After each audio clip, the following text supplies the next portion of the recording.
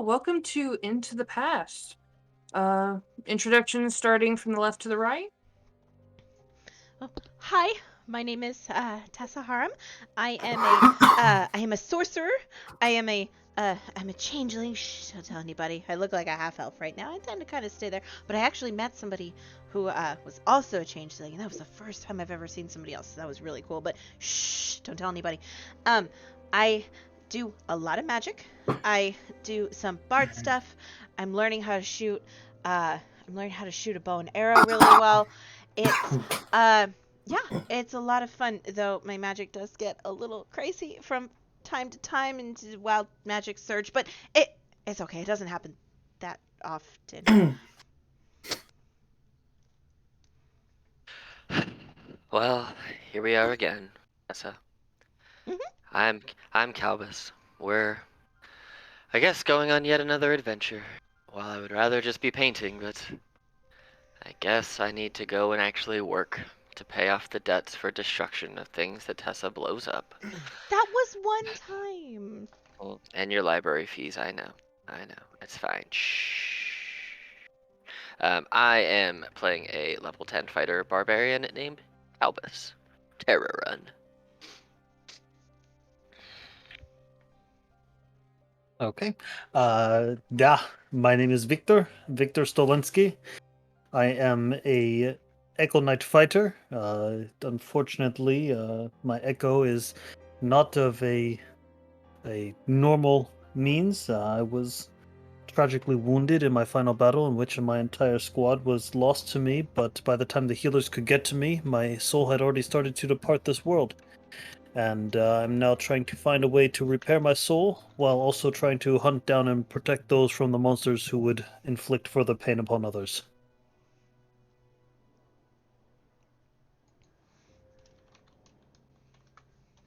And it's my turn. My name's Drudg. I am a half-orc barbarian. I'm always down for a quick fight or a beer. You know what? I'm just down for any alcohol. Um, but yeah, that's my character. Speaking of bars and such,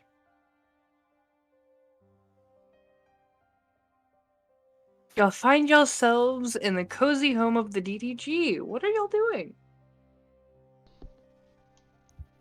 Take one beer, please.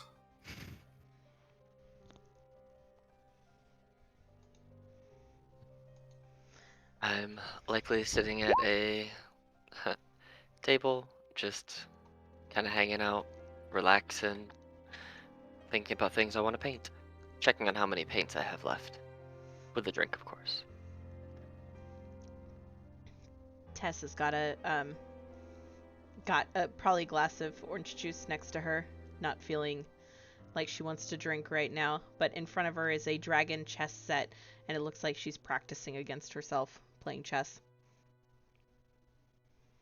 Mm-hmm. Victor would is sitting off to the side, drinking a small glass of vodka, and seeing a fellow enthusiast of a dragon chest would probably mosey over. Excuse me, you appear to be playing by yourself. Might I interest you in a challenge of wits in dragon chess? Oh, sure. Have a seat. I'll reset the board. And Tessa quickly resets the board from her practice round. Have a seat. My name's Tessa. What's yours? Victor, pleasure to meet you. Pleasure. This is my best friend Kalbis. Kalbis, this is Victor. Without even Greetings, look, sir. without even looking up, he's just like, "Hey, she was probably gonna beat you, by the way. She's pretty good." I do not doubt it. She seems to have a sharp mind about her. Eh, sometimes. Keeps him on his toes, if anything. Mm-hmm. It is good. One must always be on their toes. You never know when one would happen. Oh, you never know what happens with me around. Anyway, let's play. Um, uh, so I actually have proficiency in the chess set. I don't know if you do. Yeah, I do also. Okay. So D&D Beyond actually has a setting for me to actually roll with it, and it is intelligence based, and I'm proficient in it. 16. Oh, where did you build that in? So if you put, are you on D&D Beyond? Is that where you're building I your am, character sheet? yes. So put a dragon chest set on there as gear, and then when you Ah, click on it, there's an option in the upper right hand corner that says use tool. interesting. Okay. And then you'll So, change it to intelligence, and then if you're proficient in it, you'll add your proficiency to it. okay, so use tool. And then And it's intelligence based and then proficiency. Ah, you got a good first move. And Tessa like taps her chin. She goes to move a second piece. Oh, it's not dex, it's intelligence. Oh.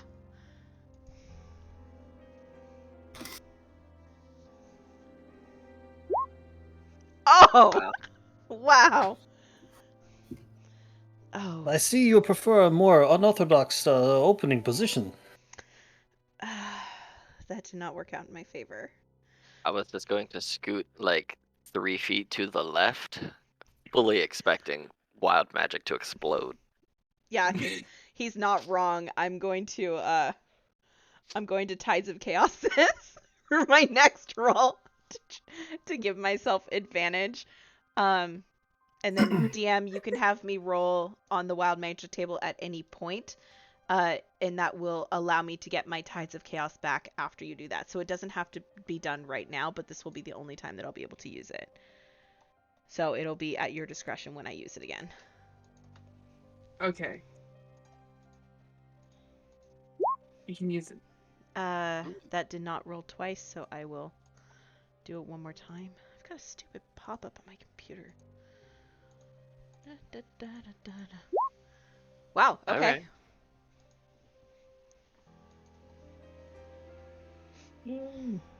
Is there a way to do it where I don't have to keep going back in to use the tool? No, No. at Okay. least not a way that I've figured it out. Oh, I see. An early sacrifice in order to gain a more advantageous position. What move? Thank you. Sometimes you have to do some risks to get some reward. I understand that completely.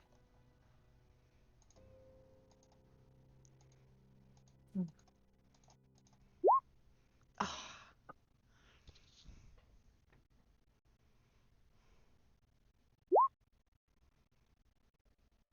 Drudge gets handed his beer he was asking for a couple of minutes now. Bartender is a busy man. Oh, It- Ah, I don't in know the who's working DDG. today. Yes, true. thank you, fine sir. You're Yes, sir. welcome. I had to just deal with a minotaur a couple of days ago. Hmm. That was a character. He probably slept on the bar for a couple of days too. He couldn't say float. I mean, I guess that makes sense. He doesn't really float. He's a big man. He just kind of sinks. No, it's trying to teach common to young ones. Ooh. Okay. Good luck to them. I'm not any smarter, so good luck to them for me teaching them too. So, I know where my strength lies. It's not in teaching words to small people. But if they need to learn how to swing a sword, I'll show them how to do that. Awesome. Is this the third or fifth round? I think it's the 5th. I think this is the 5th.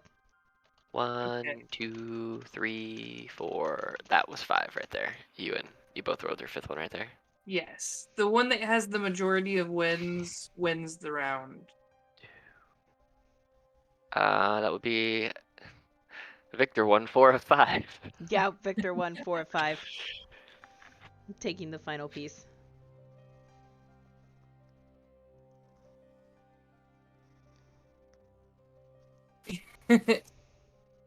Okay, what do you do when you do the final strike, Victor? Uh, I see you have a very interesting style, but unfortunately, my old methods seem to hold victorious today. However, I do think that I have a few tricks to learn from you. I enjoyed playing.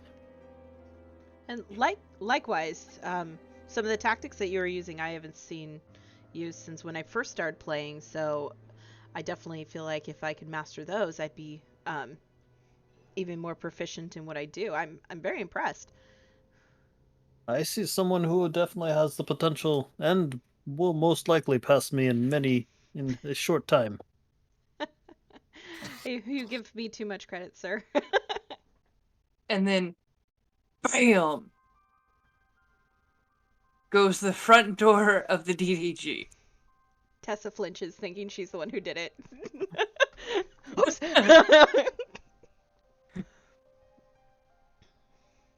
I need all of y'all to make perception checks.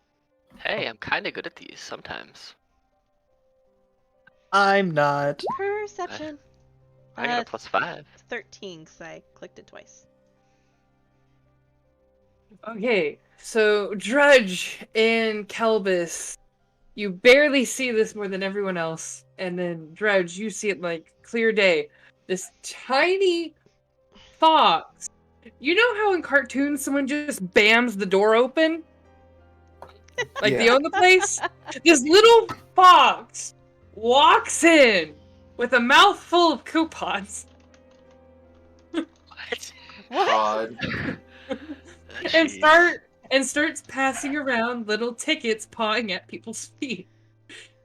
And since Drudge saw them first, it'll hand one to Drudge. It's an itty bitty tiny fox that can fit into a human's hand. Well, aren't you a tiny thing? Why did you hand me a piece of paper? This is useless. Does he attempt to read it? He does, but he does not read very well. Okay, I will narrate slowly then. Here to gladly invite you to the Rejuvenation Center. Spelt wrong, so it would take you a small bit because it would be almost like reflection instead of rejuvenation. And Okay. come to the interdimensional plane of relaxation and have your worries melted away, or take the challenge and face your past to actually heal your soul. If you'd like to join us, 50 gold off of your $100 gold fee. Magic word is where the mountains float.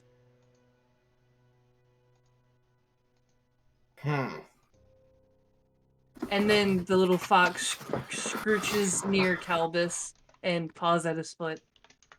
I will pick up said fox and look over and hold up an hand like, no, Tessa, you can't have this fox, but it's cute. Come look.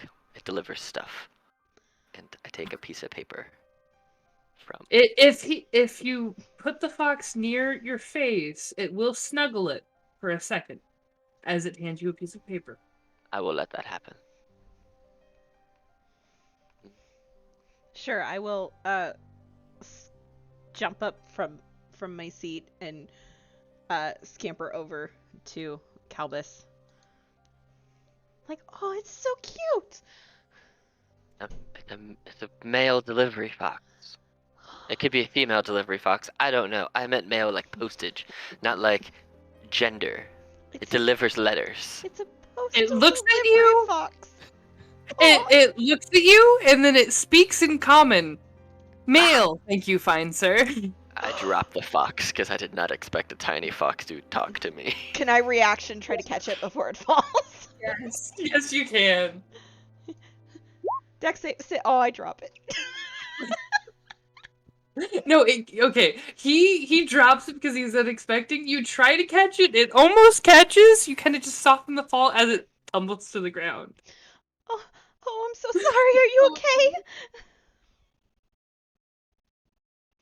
It limps its paw a little bit. Give me a second and let me roll something. Yep, his leg's fucked up. Oh, I lean down and I say, it's okay. May I pick you up? I'll be careful. Please, I please. like scoop it into my hands, so I'm cupping it, and I will cast Cure Wounds on it as it gets enveloped in like shimmering astral stars in my hands before it settles down on its injured paw. It just snuggles up into your hand, like and it's not like a person or anything. You see that there's a slight collar around it, and that gives it the ability to speak. Oh. I look up at Kalbis and just give him the big eyes. I'm like, he has an owner, but he's so cute. Look at him. Good. Owners, yes, good. Also, does this say where the mountains meet the clouds? I read out loud. What does that mean? It says where the mountains float, which is the activation word for the vamping. But Oh, can someone make a perception check on the card real quick? sure. In particular. I am holding the fox. Actually, I will turn to Victor with the fox, my new chess buddy, and I'm like, look, it's so cute. It is quite adorable. It's so And And the Victor fox- reaches out to scratch it under it or behind its ears. it lets you, and it's trying to also give you a coupon as you're doing it, but it's kind of difficult because he's just very much enjoying that. As I stop, I take a coupon. And you can also make a perception check. Okay. Ooh. Both of y'all see behind it, it says +1. Interesting.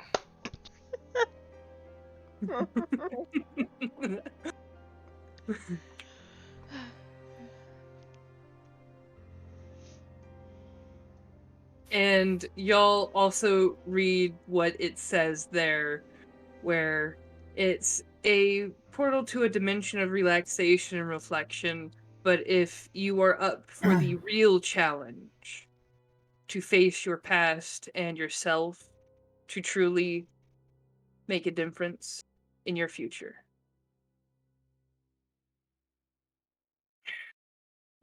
I feel that I could use some rest and relaxation. I It don't says know what it means about facing yourself. Well, it sounds like that's optional, but I can't argue with a spa day. And Tessa will look up at Kalbis with just big old eyes. Spa? I mean, sure. I'm gonna look over at Drudge and be like, "Do you want to come too? You got a coupon?" I might as well. It'd be a waste of paper. That's true. And who knows? Maybe they have good booze there, Oh! Talking about relaxation. right? They go hand in hand. Literally, maybe one in each hand. Who knows? Oh, man. Alright, let's go. I'm Kalbis, by the way. Nice to meet you. Nice to meet you. And I just like hold out my hand and to shake Right. it. I shake your hand, sir. Drudge is the name. And then Nice to meet you. This is Tessa and Victor. I just met him. Greetings. Hello. I give a small like finger wave as I'm holding the tiny fox. Hello. It's funny because it's 3 beefy dudes and a not beefy chick all go into a spa day. I like it. Oh god. Spa is for everyone. Hear that, YouTube? Doesn't matter your size, you go to a Right. spa, you chill. You Mud bath and treat everything yourself. Treat yourself. Treat yourself. before you wreck yourself. Yes. And then treat yourself again. And then which treat you yourself need again, to. because that probably hurt. Okay, also real quick, it appears that Tessa and I cannot see each other's health bars. Tessa does not have hers. I don't can't see see- And then Tessa. everyone else does. Which is weird. I have Tessa's is mine. below her, Mine but is I can't below, see. yeah. Yeah, I can't see anything about Oh, yes. Victor, and I don't think my name is showing either. Yeah, your name's not showing, and it doesn't look like my name isn't showing Your either. name and health are not showing for you, Victor. Well, I have my health in there. I know it's just not showing. Do you have it in both Give me a spots or just the second. first Give one? me a second. I got it in both spots here. It's on me. It's on me, guys.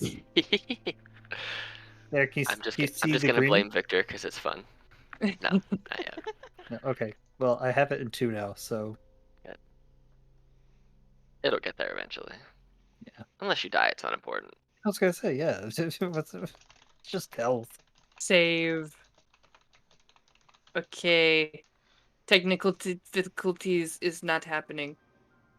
I will not let it happen. You got this. Okay. I believe in you. Like the country Belize. Okay. Do y'all say the magic words?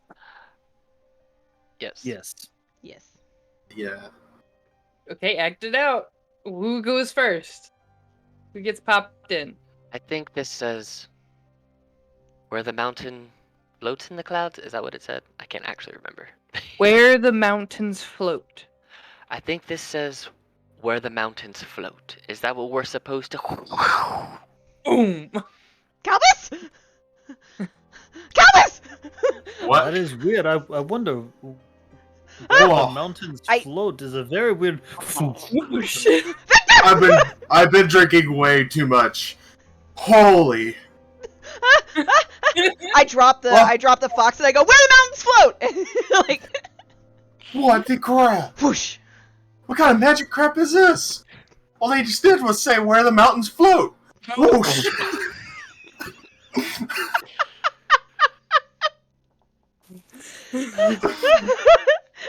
See, isn't that much better than just like, y'all appear?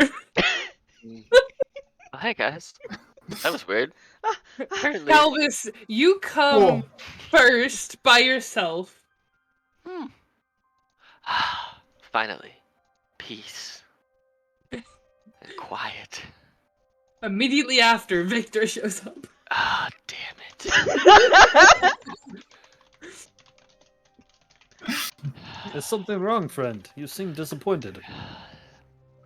Well, I was about to have a peaceful time of relaxation and painting landscapes, but I guess that's not the case anymore.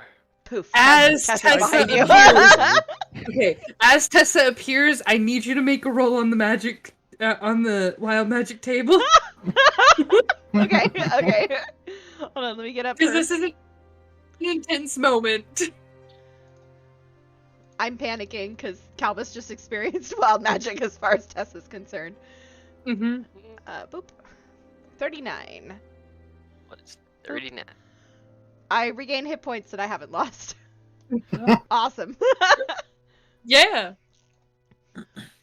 And then Oh, holy. Jesus Christ. I get down like on one knee like I'm gonna puke. I'm just like, oh. I grab Kalbis. Are you okay? I am doing just pleasant, thank you. Oh, thank God. Now And I know what then- it feels like when I randomly poof away from you. I don't really worry about it anymore. It just kind of happens. The owner of the establishment walks through the door. Hello, I am Cinder Hawkfire. Welcome to Reflexology, spelled as in reflection. Yes, it's meant to. I am not illiterate. He gets that asked very many times. He has a tray of milk, juice, beer, and hard fireball. You know, I'm going to take a fireball today. I know I shouldn't, but You should. I take the beer. Damn. Is there only one of each drink? No, there's an arrangement for Okay. people to choose. Victor grabs a hard fireball as well. Tessa will take the the fireball in suit and cheers and offer a cheers with the group. Cheers to a spa day. I see you'll have those coupons in hand, so 50 off of your enjoyed trip today. Yes. We all work really hard, and a spa day sounded wonderful, and the fox was adorable! And that'll be 50 gold for your coupon. All right. Here, take my money. It's just weighing a hole in my pocket anyway. I'll hand over 50 gold. Victor pays as well. Hard at doing so, but does anyway. Hands 50 gold. What was your fox's name? I never asked. As you say that,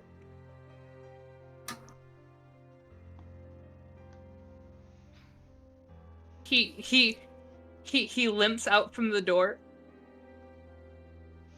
Oh no, you're still hurt. You kind of just like dropped him again. Oh no, I hurt you again. I'm so sorry. and I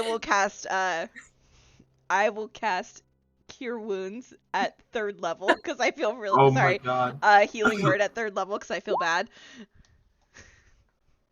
I am so sorry. I'm not used to Kalbis suddenly disappearing. Normally it's me, so it put me into a panic. I'm so sorry.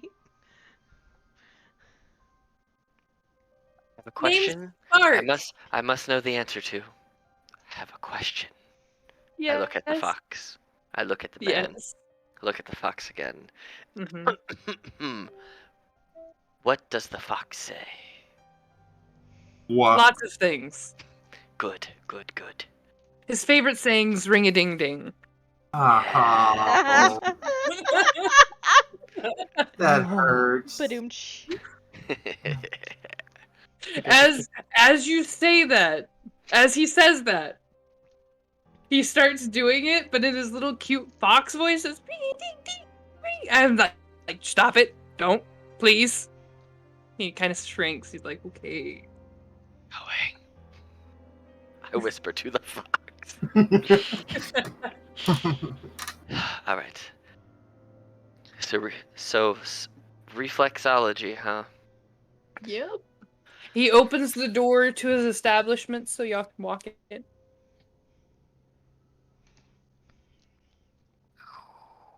Victor, I still don't see your name, but I know your name. It's okay. It's showing on my end now. I see your health bar. That's really Yeah, important. So. I see your health bar, but not your name. It's cool. I know your name. Ooh, this is beautiful in here. And he walks in front. As y'all walk in, y'all get hit with the smell of fresh baked cookies, breads, cakes, and others. Ooh. Wafting the entire. Sounds like somebody's a good baker. That smells delicious. The roof, and at this end is the staircase to the basement. Both seem locked. Fair. Says, welcome to the establishment. To the left, right, there is the kitchen. To the left, there is the bedrooms. To the right, is the dining hall. And to the right, left is my office. And out towards the back is this very rejuvenating spring. Freshwater spring.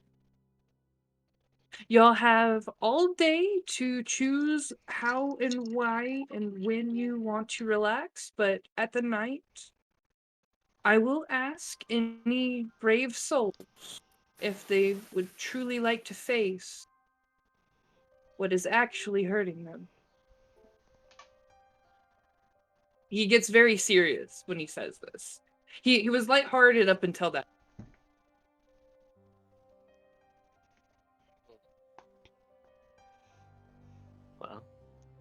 I'm not in any pain currently, so I think I'm gonna go and sit in the spring. Sir, Yes. how much for one of the cookies? The entire experience is paid for with that 50 gold. You have all of the amenities inside the house, open springs, and the experience for later tonight. Upon hearing that, Victor basically makes a beeline in for the baked goods. I am quickly following after Victor as soon as I got the okay to like dive headfirst into the baked goods. A man of chess and a man of food. You and I are gonna get along well. And I like stuff my face full of the first cookie that I find. Pwah. And we're gonna go out towards the spring. I'm just gonna wander around towards this way. Just Dredge just doesn't know what to do. And Cinder's going to go towards the kitchen, stop you mid cookie, and say, "You forgot the best part," and pulls out ready made dripped fudge to pour over your cookie. Oh my god. I love this place. You get a wild magic surge from a sugar overdose? I don't know, but we're gonna find out. And I shove it in my mouth. Valid. Oh, are you inspecting the mirror? Actually, was waiting for it to get quiet because at this point, Dredge sees his reflection in the mirror and freaks the crap out. To the point where he almost hits the mirror, like holds himself back so he doesn't break it. Why? Dredge is just very spooked for some reason ever since his first adventure. So Do we hear him scream? Is there any element of your character that might be hidden? there's an element of my character that's hidden. There is? Oh, but you know about it. Okay. If it's physical, like on your physical body, it's shown in the mirror. Oh, crap. Well then. So I just see... Okay. Yeah, I would definitely be scared out of my mind, and I would immediately just like flee away from the mirror. Okay, do you make an auditory yelp? Yes. Okay, y'all can react accordingly. I'm gonna see if I heard it because I am outside rather than inside. Okay. I'm gonna just stop dead in my shoes, spin on my heel, and just sprint back inside and towards the sound. Yeah. I sprint as well. I'm like in mid hold of a cookie. And I sprint holding the cookie still in my hand. It's not even in my mouth. And I like almost run into Kalbis. Victor thinks he hears something, so he's just gonna like poke his head out and see like what's going on. You okay? I heard you yell. Drudge, what's wrong? I seen something in the mirror, and I just freaked out. I can't. Oh. Let me check out the mirror too to see if I see anything. And I'm just gonna step up and look in the mirror. Again, if there's any There's not. secret physical, yeah, Mm-mm, you wouldn't there's see not. it. I just see myself, and I look over at Drudge, and I don't say anything because I don't want to feel like I'm degrading him for whatever he clearly believes he has seen. But I don't see what it is, so I'll just kind of nod my head and like, that's strange. And I will step away from the mirror. I will walk up and hand Drudge a cookie, be like, here, this'll help calm your nerves. And when Tessa steps to the mirror, she freezes and her face goes extremely pale, seeing the reflection that's there. Yes, because it is your true rested form. Yep.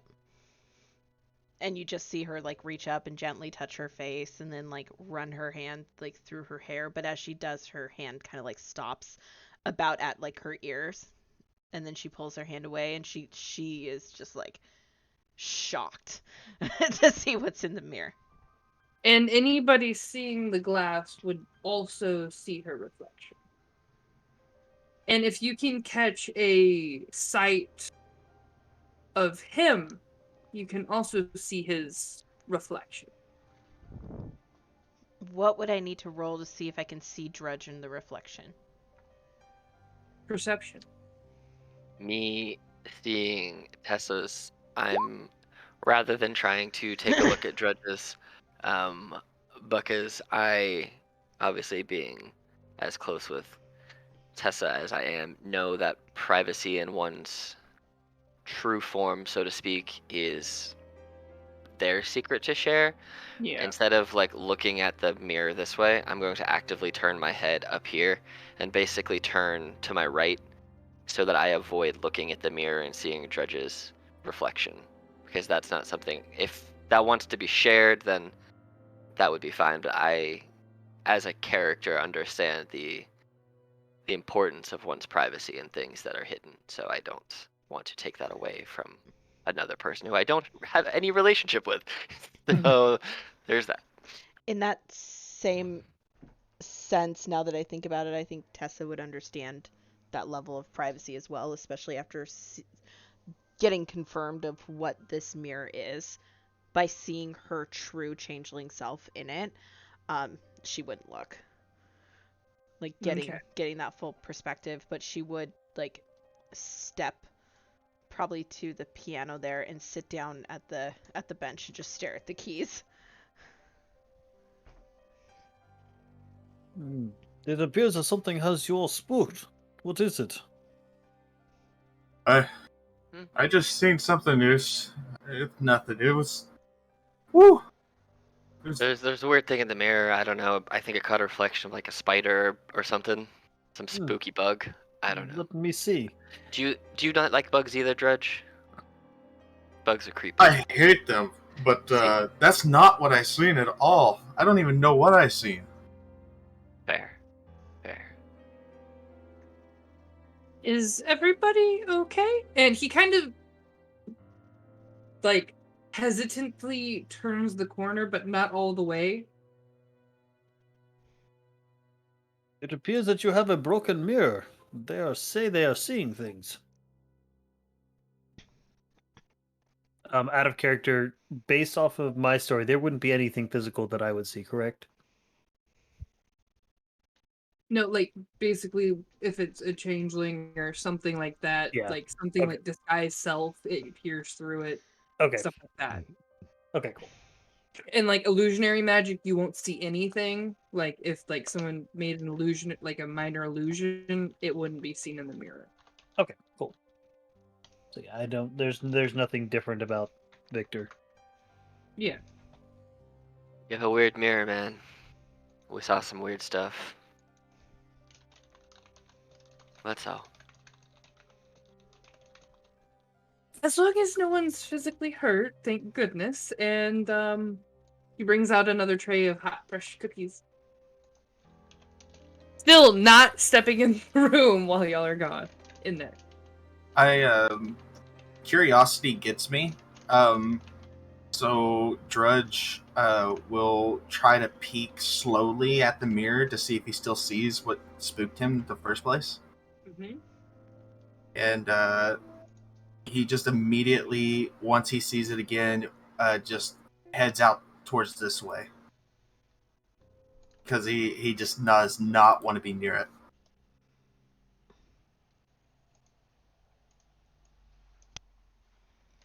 So, I'm leaving the room.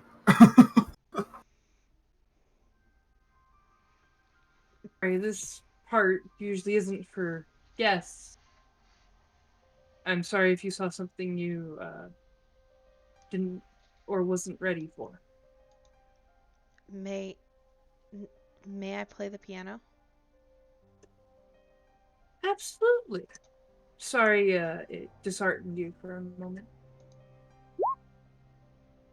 I play a song to calm myself down. And it's beautiful. It graces the air around y'all.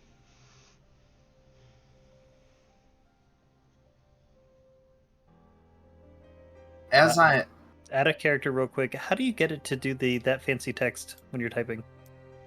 Oh, flash me. slash, Or- yeah, slash E and then space. And then if you want to whisper to somebody, it's slash W space and then whatever their name is at the bottom. And then the message. And then the message.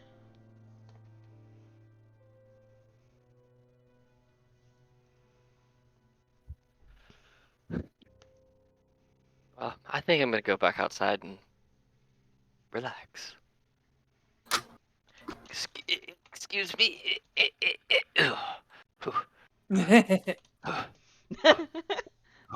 tight squeeze past people. More like my sword is what's in the way, because it's a great sword. So like, I'm not a thick man. I'm just a very athletically, like, strongly built character. He's not huge, but with this giant greatsword on his back, it's like, okay, we're good. I'm through. Cinder goes down to the basement to get a cloth for the mirror. Since he thinks that it unsettles y'all. I look over And at y'all can react. Look over at what? Victor and I'm just like, there was a freaking hairy like beast in there. Maybe the alcohol here is a little stronger than you are used to or accustomed to. Maybe I just had too much to drink. Have you tried the fudge? It is quite amazing, if I must say so myself. The fudge. Yes, I'm down. Victor leads him into the kitchen for some fudge. Let you feel better. Exactly. We will eat our feelings, my friend. Drudge just starts taking every brownie, chocolate, whatever's there, and just like starts scarfing them down. He's throwing like some in his pockets, and then like just like save one for later, eat one now, sort of thing. Bruce Spade style. Eat your Yeah. feelings. I'll pull out my paint set and start a outline of effectively what I see on the right over here, if that's what's up here above me. Yes. Wow. Yes, I will start to try and work on that as a outline. I have like a in You're my the backpack. only I have one like outside. yeah, I have a little travel easel and I set that thing up and I just Bob Ross or try to Bob Ross out there. Yeah. With the Bob Ross thing, as you're the only one out there, do you look up? I look around as I'm setting everything up. Like when I first walk out, I kind of try and find the perfect positioning of which I want to paint this landscape. So I kind of walk around for a minute. I look all around. I look up. I look to my left, to my right, and I eventually settle to like right here. So I don't get the glare from anything in the house, but I can see the entirety of the lake at this like angle and try to get the profile of it. Specifically, while you're doing this, you notice that since you are doing a landscape, there are specific weird shadows that fall in different places that don't match with clouds. Because as you look up, there is floating mountains and waterfalls, and this lovely cherry blossom tree in full bloom up top where the water starts. Thing. Looking around, do I see any way by which to get up there? Some are connected, some aren't, but there isn't really a way to get up there in particular. Hmm. that I'm you gonna can try. see. I'm gonna try the catchphrase again. Where the mountains float. See if it teleports me up there. You get teleported to the front door. Damn. Plan foiled. No, since you gave him the coupon for the 50 gold off, I don't think you would have the coupon with you. It's But true. you can I do. try the phrase, I 100% and try the phrase again to see if it works. you get the excited feeling in your gut, and you're thinking it's gonna work, and nothing happens. I'm gonna yell for him then. Forget what his name is. What's his name? The owner's name.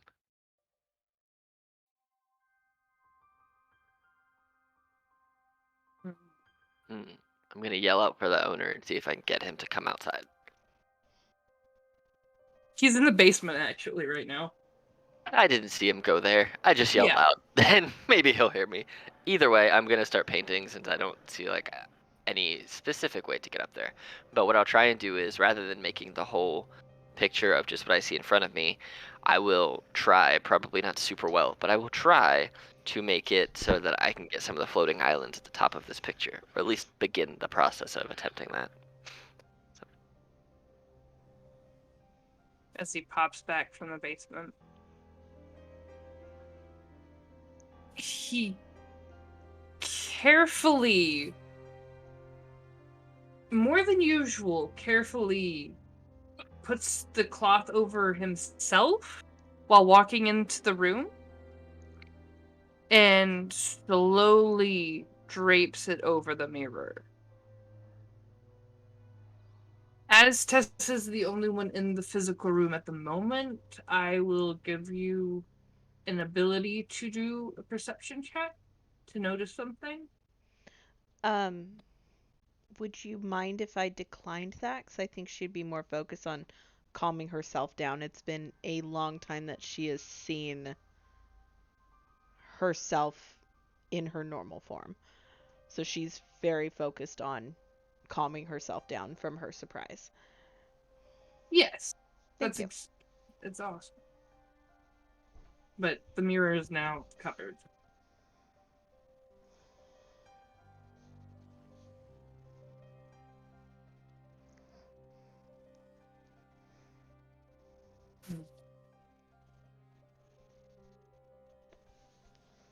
Hello, Drudge.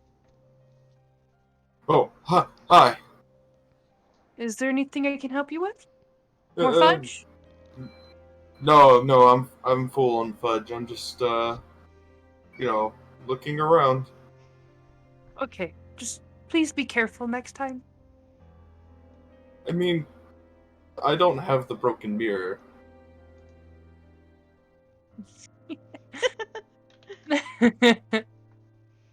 And he'll walk out to assist the other patients.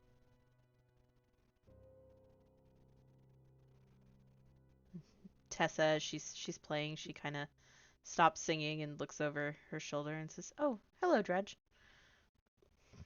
Hello. I could hear you all the way from in there. It sounds great. I'm just Oh, gonna sit over here against the wall and just listen. thank you. Do you play? No, no, no, no, no. Not the biggest music when it comes. I'm not big into instruments anyway. Do you sing?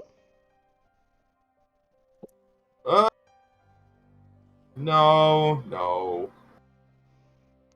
I try to stay away from that. You get into these little hobbies and stuff, then you can't fight. You have other things on your mind, and so Well, strength comes in all forms, and sometimes you need something to separate the fighting and the everyday rough and tumble to something that helps you relax. Do you want to try playing a little with me? I can show you. She'll kind of like scoot over on the sure. bench and pat the spot next to her.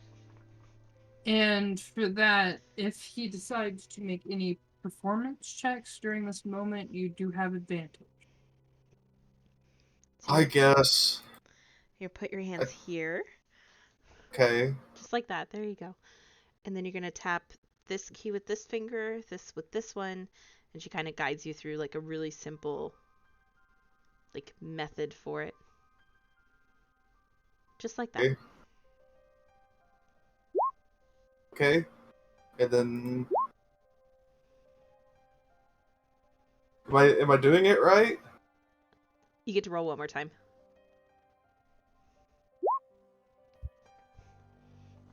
Yeah, Pretty good. yeah, you're doing great. Are you sure this is your first time playing the piano? Yeah. Well, you're doing wonderful. You need to give yourself more credit. Here, try this. Try this again. Try going here, and she kind of like guides you through something just a little bit more complex. Try that. Oh, God. Okay. Come on, you got this. Um. Uh, um. Ooh. A little bit more difficult, but you are above a 10, so it's not ear bleeding. It's actually pretty decent. Oh yeah, I'm sorry. I like lift my hands off the piano. I'm like that was bad. If it truly is only your second time playing, you can't be mad at yourself for doing good. No one's ever great at everything when they first start. Come on, we'll play together. We'll start with the simple stuff and we'll make some music together. If this is the last time that you do it, at least you can say you did it at a spa. Fine. Nobody else is listening anyway. Sometimes the best memories are those that we enjoy for ourselves. Sit down. Come on. We got this. Fine. What do you want me to play now? Uh, let's try that simple one again, but we're going to add in a couple more keys. Oh boy.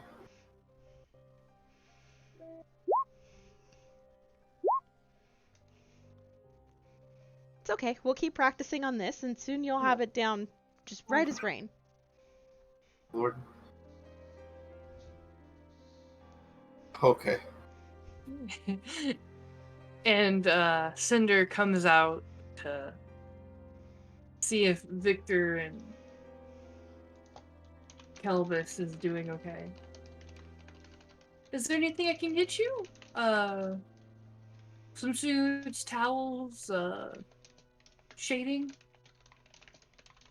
No, you have quite a beautiful place here, and it seems that my friend here is doing an excellent job of capturing this moment. I don't know. Let's see how well I actually am painting. Now that I know I can roll a painter supplies check with, oh, I am proficient. It's probably dexterity if I had to guess, because I'm painting. Let's try it. Pretty good. You're not wrong. Beautiful. Yes.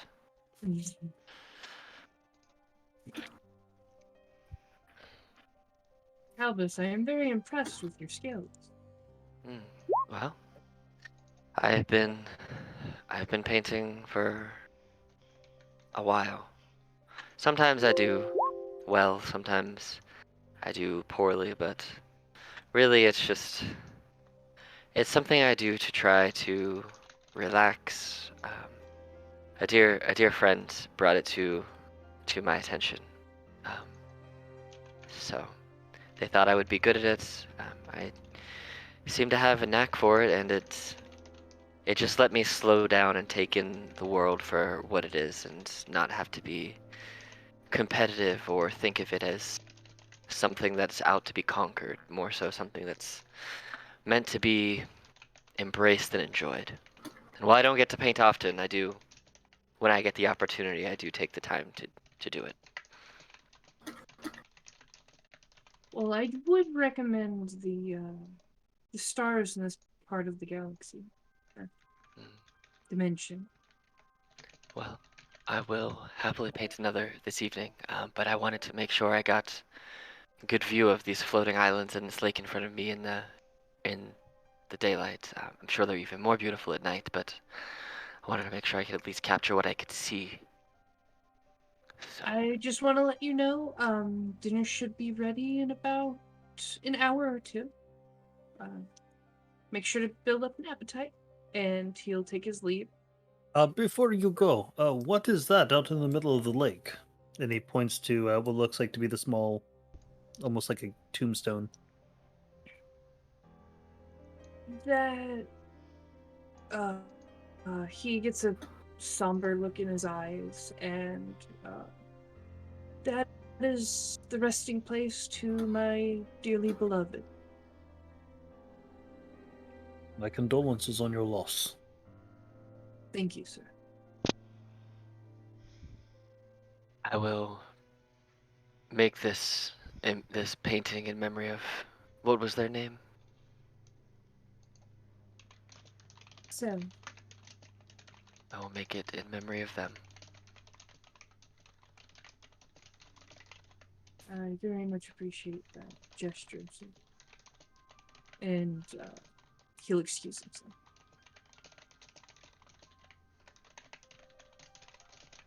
Victor, do you have any hobbies? I saw you playing chess earlier, obviously. Do you have any other hobbies that you like to partake in? I do have a few, but unfortunately, they are not as beautiful as yours. Today it's just a good day. Most of my paintings don't let this one fool you. Most of them are not this good. No, Most of but them are quite bad compared to this one. no, but even a bad painting is still beautiful because you are taking nothing but a blank canvas and some ink and some paint, and with that you are able to create. Unfortunately, all I can do is try to replicate that which I have destroyed. My only true little hobby is to build a small trophy room of the monsters that I have rid of this world. They keep me going, reminding me that even though they are no longer out there, there are still more out there that must be taken care of. I will tell you that while taking care of monsters and slaying beasts is important, um, it took it took some time for me. Competition was, well, basically my whole life, so I understand your feelings. But I can tell you there is more to this world and to this life than just trying to accomplish every goal. Sometimes you just gotta go and fight a zombie Santa and get a magical snow globe and paint some stuff. It's a weird world. We just gotta live in it, man. And you just gotta slow down and take a breath. You're gonna lose people, but you can also honor them by not letting yourself fall in knots. Not falling to a level where all you're doing is sinking yourself into destruction. So, There is wisdom in your words. Maybe there is time for this old soldier to change. here, let me show you the basics of painting and see if it's something you enjoy. And I pull out, well, I step to the side and take off the painting that I was working on and just set it on its back on the ground because it's set up enough now that I can keep going with it flat. And I pull out a blank piece of painting parchment and clip it to this mini easel, and I hand you some of the painter's tools and say, like this. And it's almost like a an orchestra maestro kind of like directing on how to move a paintbrush across paper and remembering how well you were moving your dragon chess pieces around. It's like if you take your bishop and you move it to this position and then you turn, you pull your hand back down to the king and you move it here, rotate around to some of your weaker pieces, move them to this position, this position, this position, and it's almost like Kalbis's painting hand is swiftly moving, like he's moving multiple pieces of chess across a dragon chessboard at one time, as a way to try and like do a subconscious recognition to teach Victor, even though he said he's not good at teaching a little bit ago. So, yeah, try this. So would that probably be a dex or an intelligence? Since I was do dex. Yeah, it's probably Dex. just Dex. I was Yeah. gonna say I have no tools in it, so I'm just gonna do a straight As dex roll. y'all roll for success or non-success on teaching others skills, Cinder will be going down to the basement, and Okay. the little fox will be trying to comfort the little Tessa. It's okay. It takes a while. It does, but unfortunately, all I see are my parents fighting. I'm not sure what that means. You know, What? actually, if you paint it more, sometimes what you'll realize is even if you just kind of let your mind go blank and wander, and you just close your eyes and you just let your hand and the paint just gravitate towards the parchment and just kind of take over, and you just subconsciously let whatever's in come out. Sometimes you'll open your eyes and realize you've painted a memory or a trouble that you've had, and you'll be able to figure out something that's bothering you or a way to. You'll surprise yourself. Is all I'm trying to say. Probably in a good way. As you say, it is good to have hobbies, and this might be one that I try to pick up once we get back from the spa. Well, I do have a secondary set of painter's equipment if you would like them. I will happily give them to you. I These will, are just my travel paints. They're easier to carry. I will borrow them for the moment, but I will repay you, my friend. No need. Fun fact, Tessa always buys me more paint because she blows stuff up, and that's how she repays me having to kill stuff for her and protect her. She just buys me more painting stuff. It's true. Kind of how it works. It is fun to have ones who encourage your hobbies. True. Near the end of Victor's first attempt at painting marks another hour on the clock after Tessa's instruction as well. So he hadn't bothered you, and the fox is in the room, and there's one more hour of freedom, or free time before dinner. Sorry.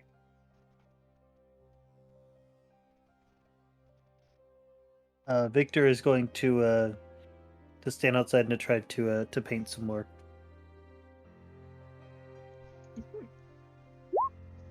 I will, as I see Victor taking to painting and kind of just working on it, I will kind of walk to another. I'll actually head back inside and I'll leave Victor to his painting, but I will leave all of my paints that I had out there and I'll bring the painting I was making inside because I know what it's like to paint with other people around you, and it's a lot easier from Kalbis's perspective. You feel more true to form and more true to yourself painting just for you. So I'm gonna leave him in that moment to do what he needs to do, and I'm gonna go sneak and get some cookies. And Victor gets advantage. You can roll again. Hey, it's a little better. Out of character, the reference to my parents fighting was a Rorschach painting. So, in case Nice. people were curious, Oh. Nice. That's funny.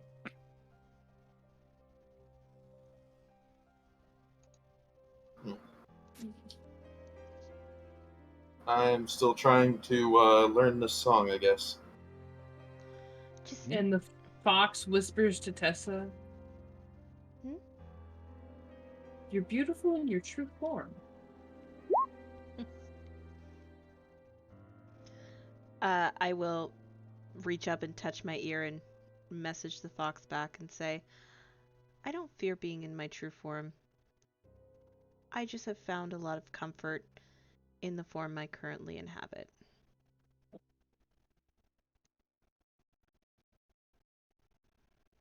And it will nuzzle you. I still playing with. Actually, I will. As Drudg performs the 15, I actually let go of the keys and let him kind of play the song on his own as I reach down and I pet the little fox, and then I get back on the keys and play again. But I make a point to look at him and give him a small nod, be like, "Yeah, you're doing that. You're doing that on your own."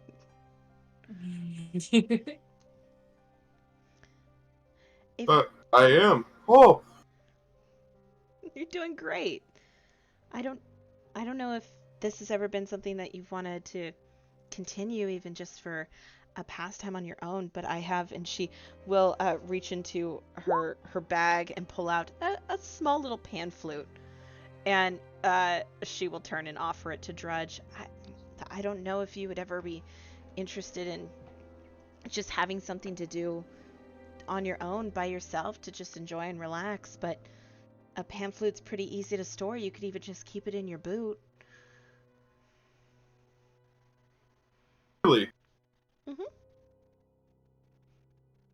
But it's yours.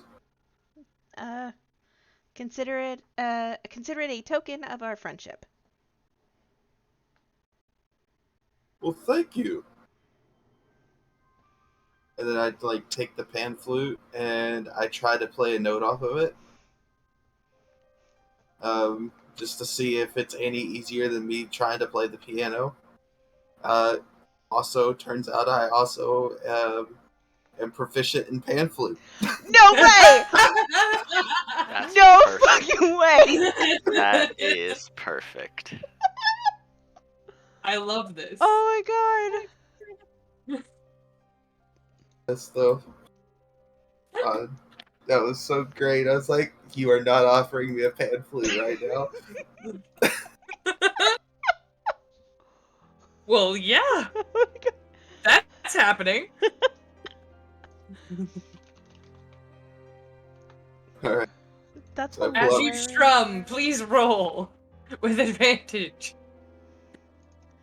And if you put a pan flute in, if you're on D&D Beyond, if you put a pan flute in your inventory, there is a use instrument button. Why is it asking me for an ability? It's asking me for like selectability. It would be charisma, I believe, or dexterity. I'm not sure. I will leave that to the DM to decide. I'll just do Nice. charisma.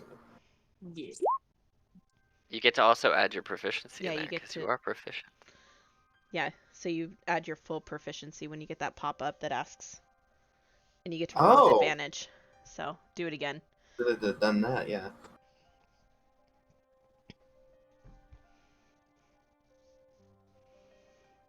I'm assuming it's asking me to select proficiency. It has half proficiency and expertise. It'd be full proficiency, whatever one that is. Yeah, The so middle just one, the yeah. one that says proficiency. Yeah. Yeah. Oh, nat one. Oh, but your other one would be an 11 because you had your proficiency in there. Yeah. So Yeah. So, So? it's from the hour of practicing and getting better at that, it's a little bit easier to catch on to the pan flute. You just need that other hour of practice if you want to do that, but at the moment,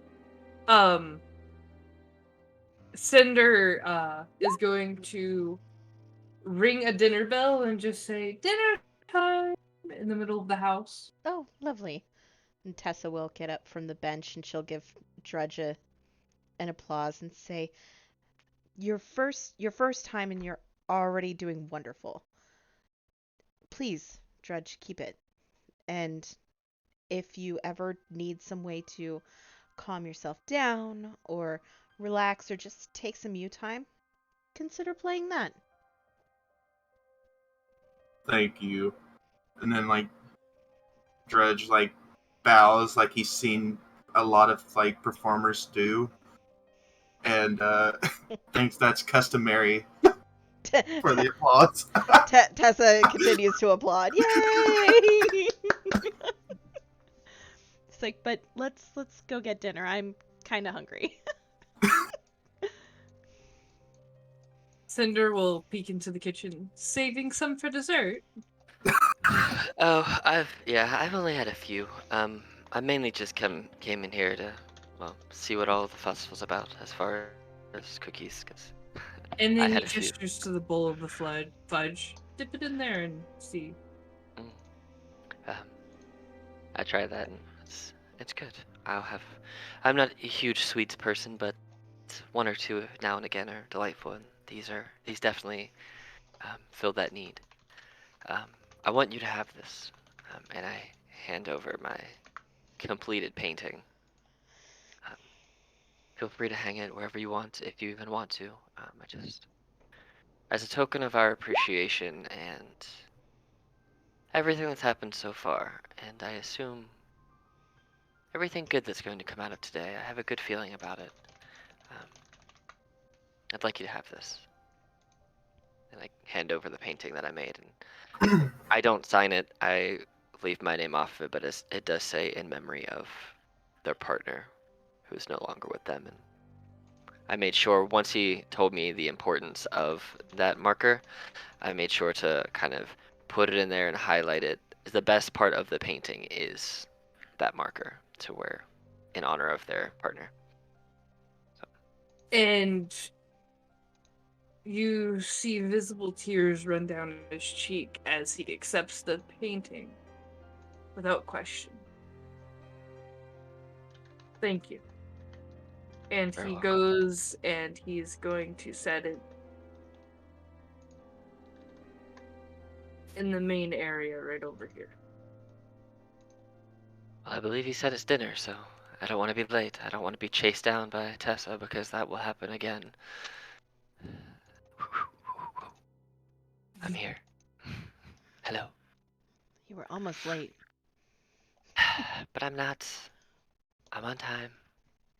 What is that on your face? Nothing. I didn't have cookies and fudge. Leave me alone. You eat like 2 dozen a day. Don't judge me. I had 2. They were quite delicious. There See? He is knows. I don't need you calling me out like that. She says from across the table. Crumbs falling everywhere. From both of them. there is blessed and cooked hell bovine and demon turkey throughout the meal. They are at least double in size what regular turkey legs would be, and they're safe to eat. I'm gonna double fist some turkey legs. Victor is right alongside. And Drudge is not far behind. I am the dainty one eating with a fork and knife. I look up at Tessa. Come on. You know, don't pretend to use forks and knives to eat turkey legs. Just pick it up and eat it. Join in the party. She's using my great axe as a freaking knife and cutting You the should. meat. Here, and I slide a. Do I have a dagger? I don't know. Probably.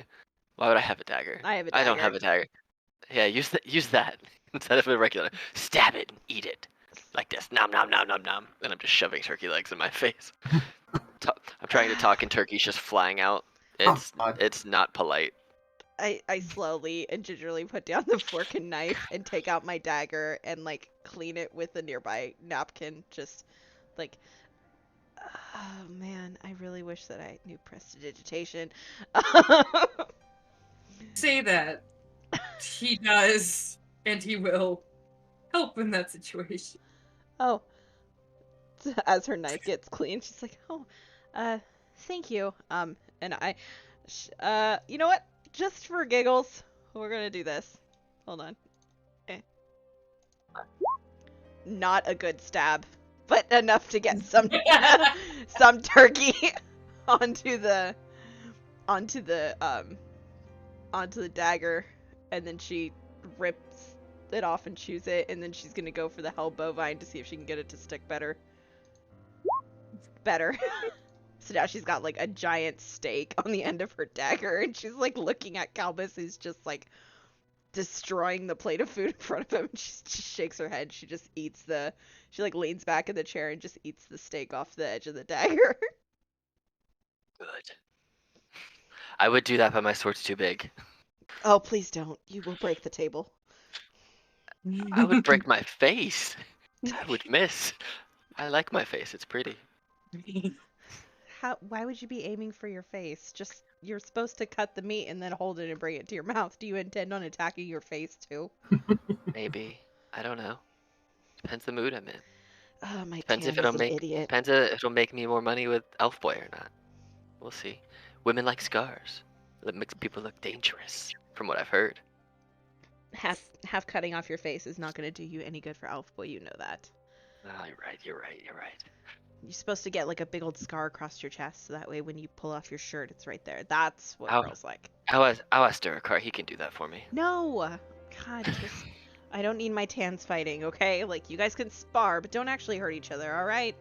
I'll ask him to shave my chest, and then he'll use the axe too hard. It's fine. It'll work out. Don't worry about it. I go back to eating my turkey leg. Oh my god, I'm gonna worry about it. I just rip a piece of the elbowvine steak off the dagger, just shaking my head very viciously. I'm just like, oh no.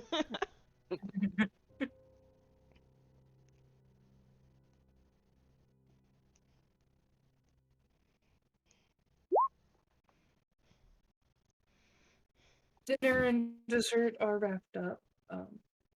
We can go to the top of the cherry tree, and if you're willing to face your demons, I can show you the way. That the tree that I saw floating above the lake on the islands outside? Yes. I think we should go there.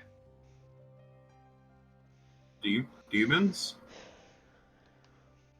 Uh, did, did you say demons?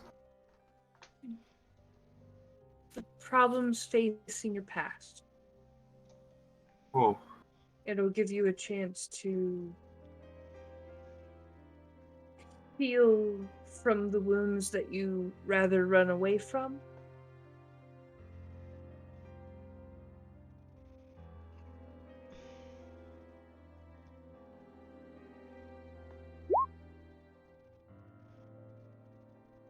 Well, I, for one, am willing to see what demons I think I must face. It doesn't even have to be demons. Sometimes it could be the joy of your life, the happiest moment that made you a kindish soul, or the worst moment in your life which made you decide to change it. It truly is up to you and who you are.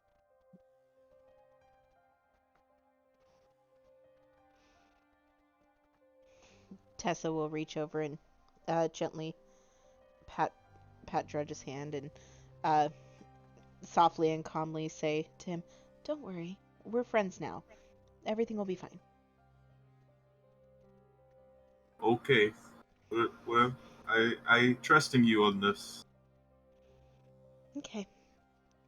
Just if my hair starts to float, don't get too close. Okay. And Cinder will bring out a very frosty treat, which is very hard to find. Is it ice cream? Is it a rip your float? Yes. It's ice cream, but the ice cream has blue flames on top. It's flaming ice cream. Sorcery. Me! Like, as soon as you say sorcery, Tessa just, like, throws her arms up in the air. Me! And before, like, if y'all are hesitant, Cinder will actually take a bite of the ice cream that's with blue flames and eat it. Victor goes right in. Tessa goes right in. Fire eater. Ah.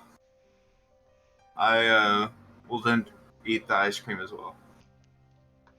I'll look at it for a minute and kind of just hold up the bowl so that I can look at everybody's face through the flickering blue light of the flames just to kind of see how it changes what they look like. Just because I think that would be an interesting artistic point of view. And then I would eat the ice cream. As you eat the ice cream, the blue flames are what help make the ice cream what it is and keep it cold, but light and creamy. It is. It's like a hot summer day when you take the first bite of ice cream, where it's cold, but it's comforting. And it really hits that spot at the bottom of your gut where you really need it.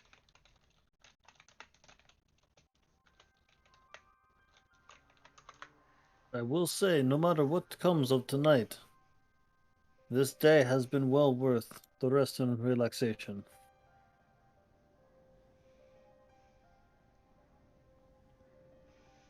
Yes, thank you for all your hospitality thus far. You're welcome. And when y'all are ready, I'll be ready to escort you.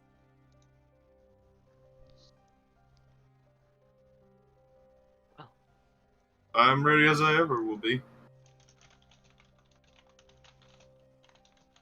I just get up and I just kind of like lean against the wall, waiting to see what the others are gonna do.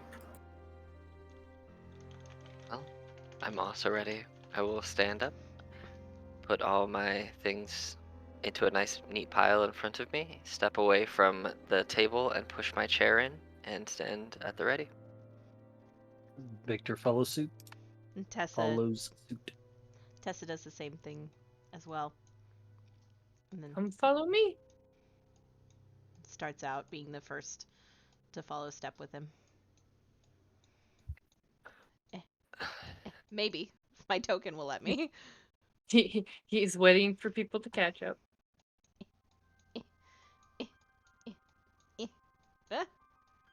He takes a quick glance back at the headstone and continues forward. Bump. Bump. Kalbis And will stop for a quick second and just kind of look at the headstone, kind of put his hands almost together in like a prayer fold, and just kind of nod his head for a second, and then just keep walking as one of those respect bows. and then there's a second cherry blossom tree down deeper into the woods on that path that y'all are heading towards. And he will clasp his hands together, touch the tree, and open it up and gesture for y'all to walk past. Okay. I like it. Tessa will walk in first. Do we bamf up here? Yes. All right. And I will follow suit. I will, as we walk by, just give him another nod and through the tree. Wow. She walks past and it closes up. It is now nighttime, and as you pop out, when you walk out from underneath the cherry blossom tree's branches, you are so close to the stars, you're almost surrounded by them. But with this realm, there are hundreds and thousands of stars lighting the night sky with different shapes, and if you look at one closely, it changes color, and it's just magnificent. There's a circle with beds or camp packs, something a little bit more fancy with like what we would call memory foam, placed at the center.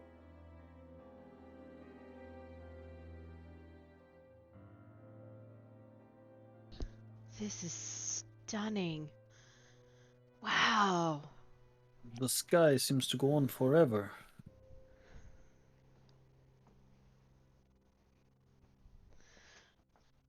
Tessa will hurry over to Kalbis and give him a small tug. Kalbis. Hmm. When remember the fair that I went to where it did all the wild magic-y stuff and I turned into the sheep in the potted plant? Remember I told you about that? Yeah, I remember. This What? when my wild magic started and everything started to go kind of wonky, like this is what I saw. And she like gestures out to all the stars and how they're twinkling in different colors and kind of dancing along the skies. Like this is the closest I've seen to what my wild magic looks like for me. Well, I'm glad you get to see something so beautiful every time something chaotic happens.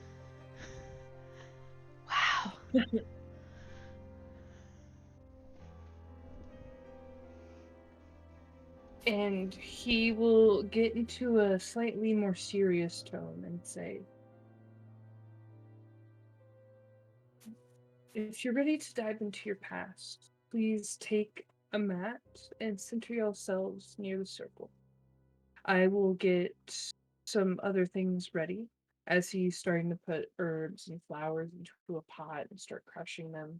Throw some oils and stuff as he sometimes almost unthinkingly grasps a locket around his neck. He warns you. The only advice before going in is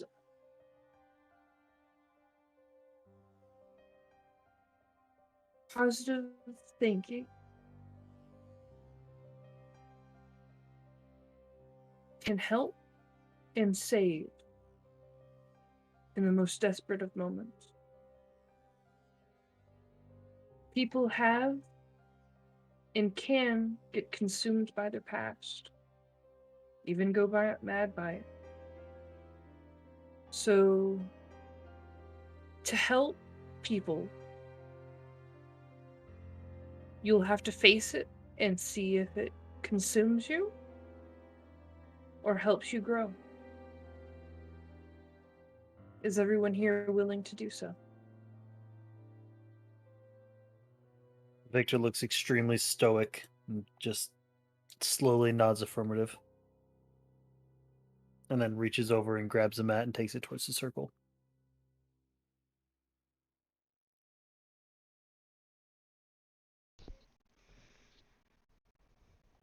I must follow suit.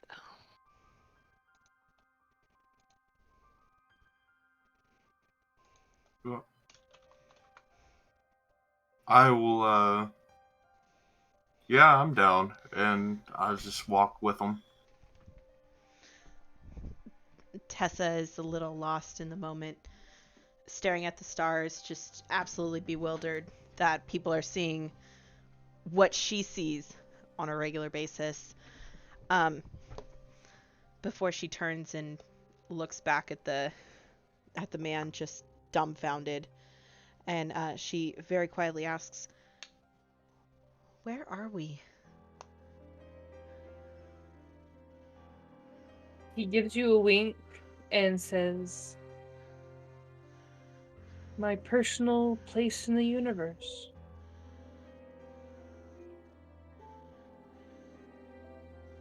You can roll insight on that if you want. Okay. She's just flabbergasted at this point. 17. He is very sincere and puts very much emphasis on the literal words he's saying. It is not an exaggeration or a word meaning other words. This is his realm.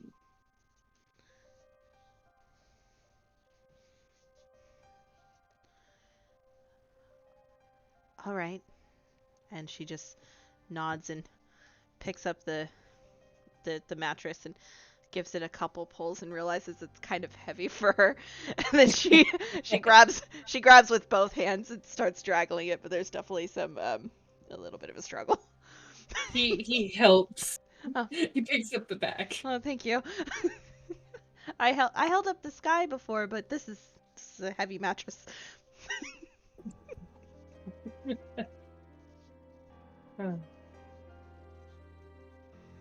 As y'all lay down, what order do y'all lay down in? Side by side, who's? I think it's Victor, and then Kalbis laid beside Victor, and then I imagine Drudg probably laid beside Kalbis, or maybe on the other side of Victor, I don't know. Probably be on the other side. Yeah, so you have Drudg on, let's say, the left, Victor in the middle, and Kalbis on the right. And then I'll take the spot next to Kalbis. So actually, in the order we are right now. Yeah. Hey! That So worked. That worked out. y'all are basically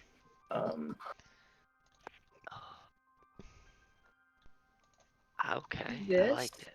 I I like it. And he's now stepped into the center of the circle. And he places the oil on the backs of y'all's necks and the center of your forehead. Ask y'all to lay down. Prepare yourself. You might have to fight yourself.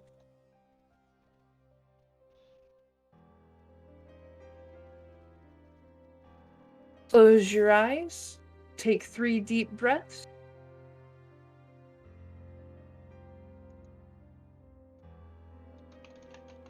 And as that happens, on the first, okay.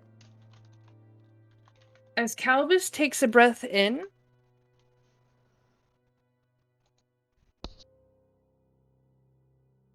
a claw touches his forehead, and he vamps into another plane. But only an astral-bodied form of him, not his physical form. As Tessa takes a breath out, a claw touches her forehead and then goes. Drudge, as you take your second breath in, a claw touches your forehead and vamp. Victor, as the last one, on your third breath, a claw touches your forehead. And y'all are now in a black void. But the void isn't just black. It's filled with purples and blues and blinding whites. And all the stars in the skies that kept changing colors are consuming you in this space. As you slowly, one by one, come into this area, you aren't physical.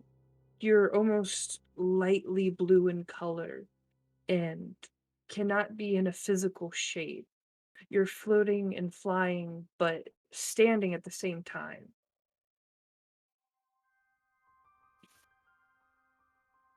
With no sight of land or anything, just a consuming void of this unending wonder. Y'all can react.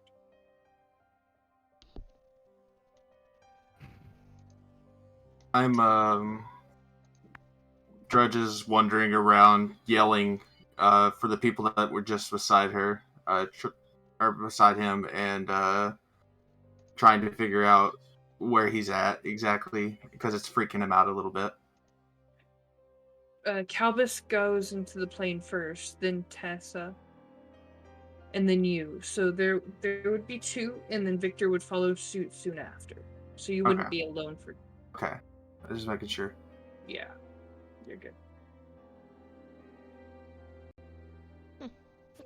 I wonder if we're dead. No. No, we're not. This does not feel like death. And Victor is sort of like looking down at his hands and his arms and is almost imagining that this would probably be like what his echo would feel like if it had sentience. Tessa looks like she's about ready to cry.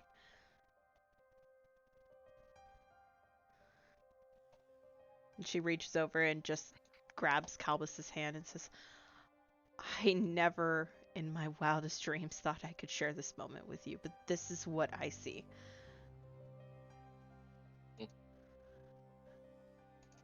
I can see why you like wild magic so much.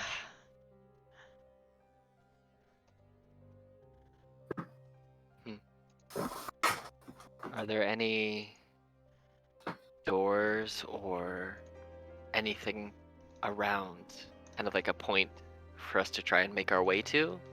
No. But as you kind of... As Tessa tries to...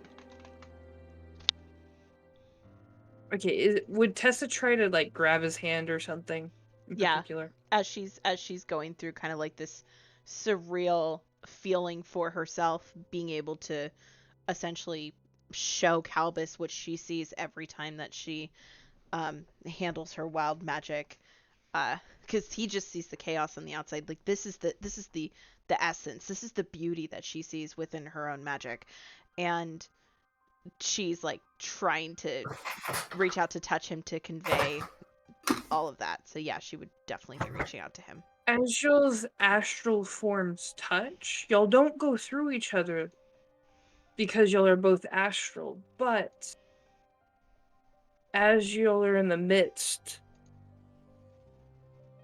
Tessa, your hand starts going through him slowly as he becomes more physical, as he becomes more colored in his regular form, with no weapons to his name, with no magic to be found in your sense. Y'all are dropped into his memories. DM to player, this is Alex, this is the house and the road for your map. So I will hand this off to you now, and then I will interrupt you for saving throws and different things like that. Okay, I gotta change something really quickly because I apparently didn't make the right thing before. Hold on 1 second here. Dun dun dun dun. Where is it? Oh, here we go. So as it starts to, um, as everything starts to kind of appear around, you guys look at Kalbis and he looks younger, much, much younger than before. Um, and he looks up and looks back at the three of you and kind of gives a strange head tilt towards Tessa. Like there's a sign of recognition, but he's not quite sure why. And you recognize this, Tessa, to be a much younger Kalbis. Not the 23-year-old man that you know now, but a an early tweenage Kalbis. And as he kind of thinks a little bit more and more, you see that he's actually like he kind of materializes into his own bedroom, and he's just kind of staring out of his window, just looking like he's a troubled young person, and you don't know why, but you see a younger version of yourself banging on the front door, and you know from meeting them before that his mother, Quiver, answers the door and kind of nods and gives you a smile, because they've always seemed to welcome you as a second child of their own, but says he's still not up for seeing you today. He's still upset. He won't tell me what happened, but he'll come out when he's ready. And kind of turns you away, as much as you may or may not protest, but she turns you away, and as you come back multiple times a day, every day. Can I stop you real quick? Absolutely. As your grown-up self, seeing this play out again, what is your character feeling when you see her disappointment when getting turned away? It's kind of a mixed bag of emotions. Kalbis is not, to most people, an inherently emotional person. Um, it's more of one of those that he's always kind of angsty and apathetic, and there are those few moments, like Victor had experienced with Kalbis, where he is a bit more emotive and he is more um, he gets more personal with some people, and those seem to be moments that have significant meaning, whether they're presented as such or not at the time. Um, so in this moment, if anyone happens to see the look on adult Kalbis's face, it's almost like his face is almost not squished, but kind of his brows furrowed a little bit, and it looks like a mix of anger, disappointment, and shame as he stares at the younger version of himself, and then looking over towards the younger version of you can see that there's just this like almost a paleness that comes over his normally fairly tanned, darker skin. It comes to quite pale compared to normal. I'm gonna have to And ask you, you to make an intelligence saving throw. oh no, hey, it's not bad. It's a 0. 12.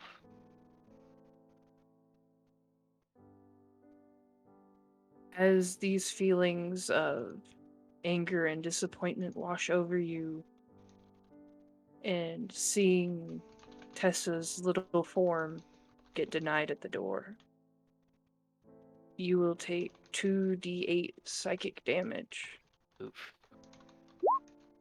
of Alright. 9.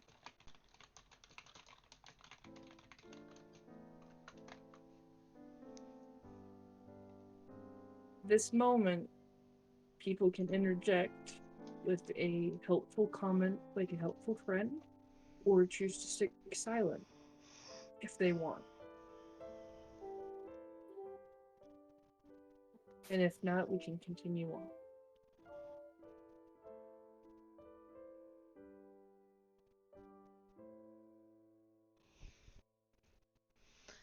I never knew then, Kalbis. Never knew, never put together why you never came out. But I was never mad at you. Just waiting for the day that you were ready to play again. I think it was more.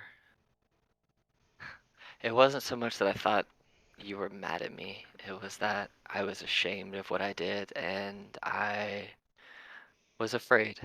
Um, I was afraid that even though I didn't think you were mad at me, that there was that chance that you were, and that you wouldn't want to be my friend anymore, and that I wouldn't be able to be there for you when you needed it, or even though I don't ever ask for it or show it, you there when I needed it. And I was afraid that I had broken our friendship and couldn't fix it, and I was not ready to face that.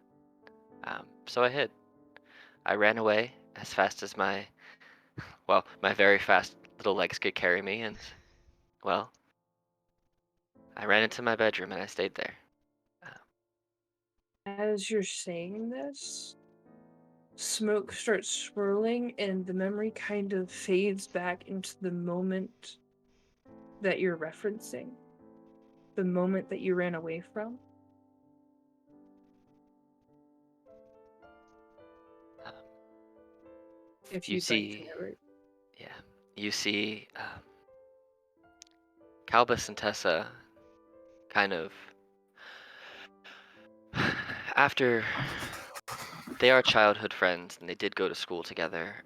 That's where they spent. If they weren't at school, they were together outside of school. But in this particular moment, um, school had just finished for the day, and they were kind of just sitting outside the the gates of the academy, just deciding what to do for for the rest of the afternoon before dinner. Um, and there was this weary, tired look, an overall sense of exhaustion that you can just tell by looking through this memory that young Kalbis was just seemed to be exhausted and just looking from the adult perspective. All can see that he was on edge, as everyone's known to be on edge, and you can kind of see that normally you know that Kalbis to be this very, not quite stoic, but very well held together figure. His younger version of himself doesn't quite wear emotions on his sleeve or his heart on his sleeve, but you can tell physically that something is just pent up. He looks tired, he looks on edge, and he and Tessa they were talking about something, and you don't even hear the text of the conversation. It's just noises, and you can see their mouths are moving as they're talking to each other, and you see that Tessa is laughing and kind of smiling, and then what seemed to be out of nowhere, Kalbis looked at her, his eyes got real tense, and it just seemed like he yelled. And he yelled for a few quick seconds, and his brow angrily furrowed. And a look of just shock and what he believed to be sadness on Tessa made him immediately regret what he had just done, and you see just that wave of shame hit him like a tidal wave. And he As that turned. wave of shame washes over you, I'm going to have you make a wisdom saving throw.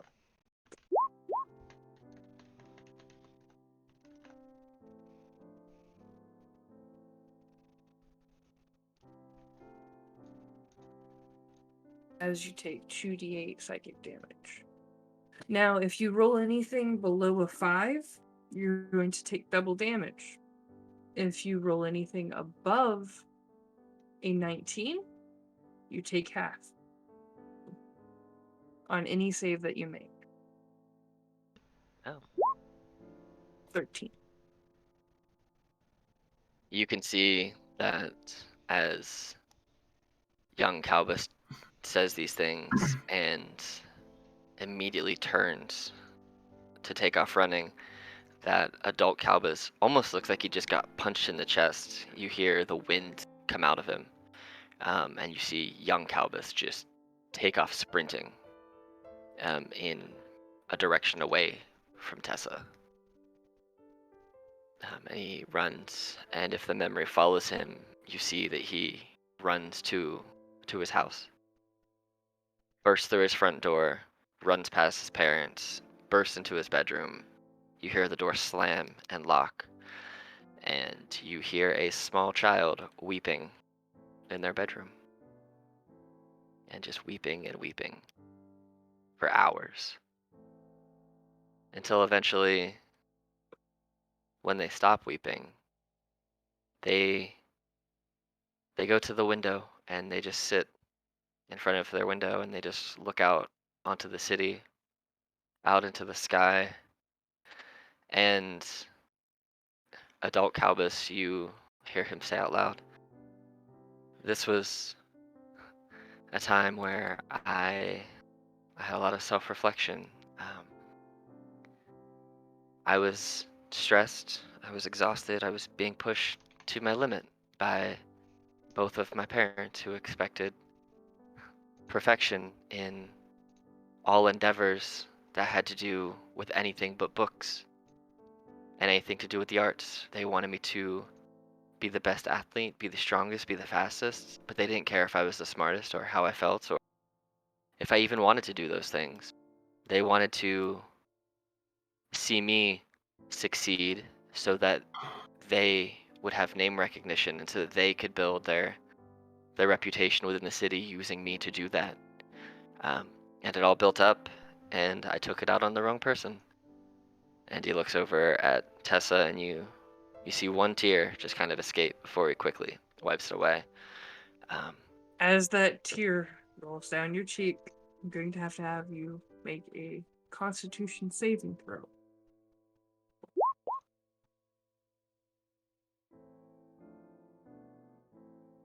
As another 2d8 psychic damage washes over you. Of 11. You see a little bit of blood trickle out the side of Kalbis's mouth, or side of his ear, as this just seems to be very painful. A very painful memory to relive. During those days where I hid myself away, I wondered to myself what I could do to not have that happen again. But I came to a couple realizations. One, I needed to find something that brought me a sense of relief and relaxation that I could still feel accomplished with, but it wasn't a competition. And he looks over at Victor and goes, This is what I meant when I said that painting will let you find something in yourself that you may not have known was there.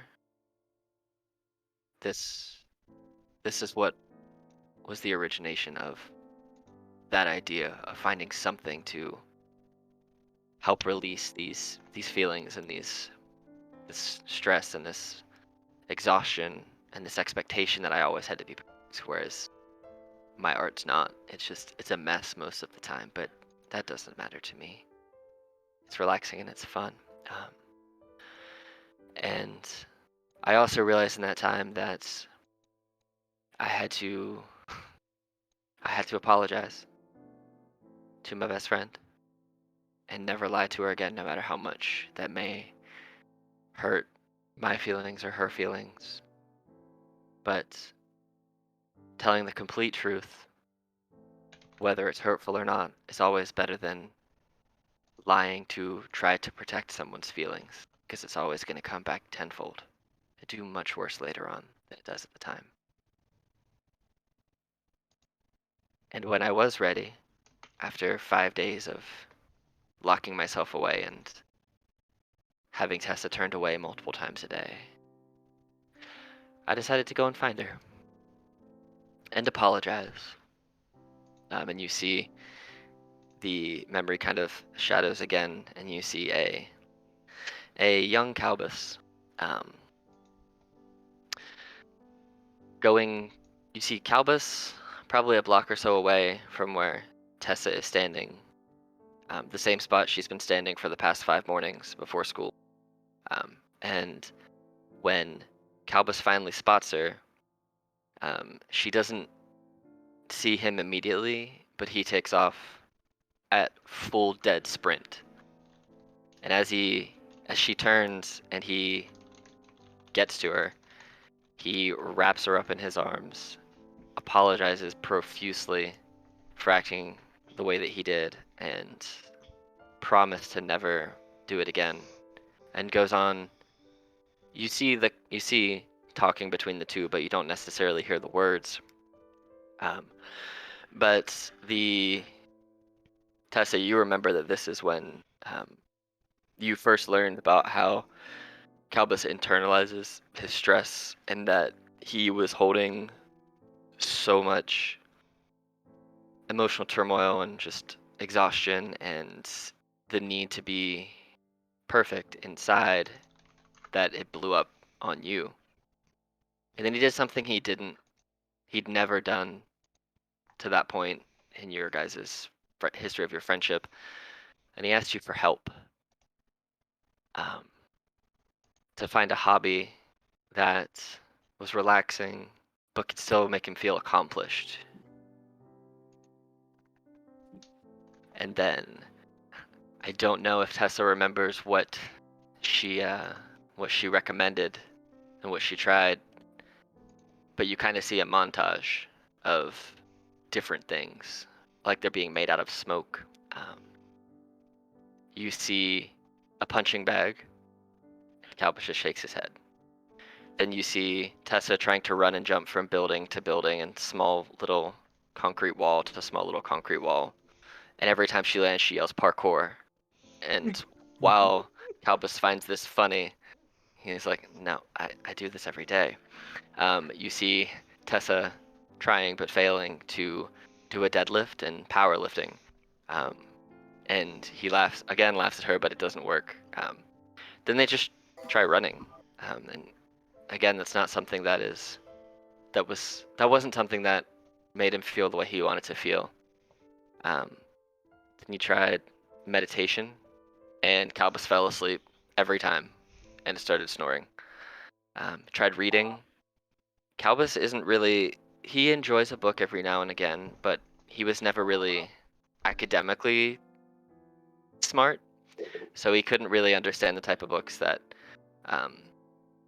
Tessa would recommend.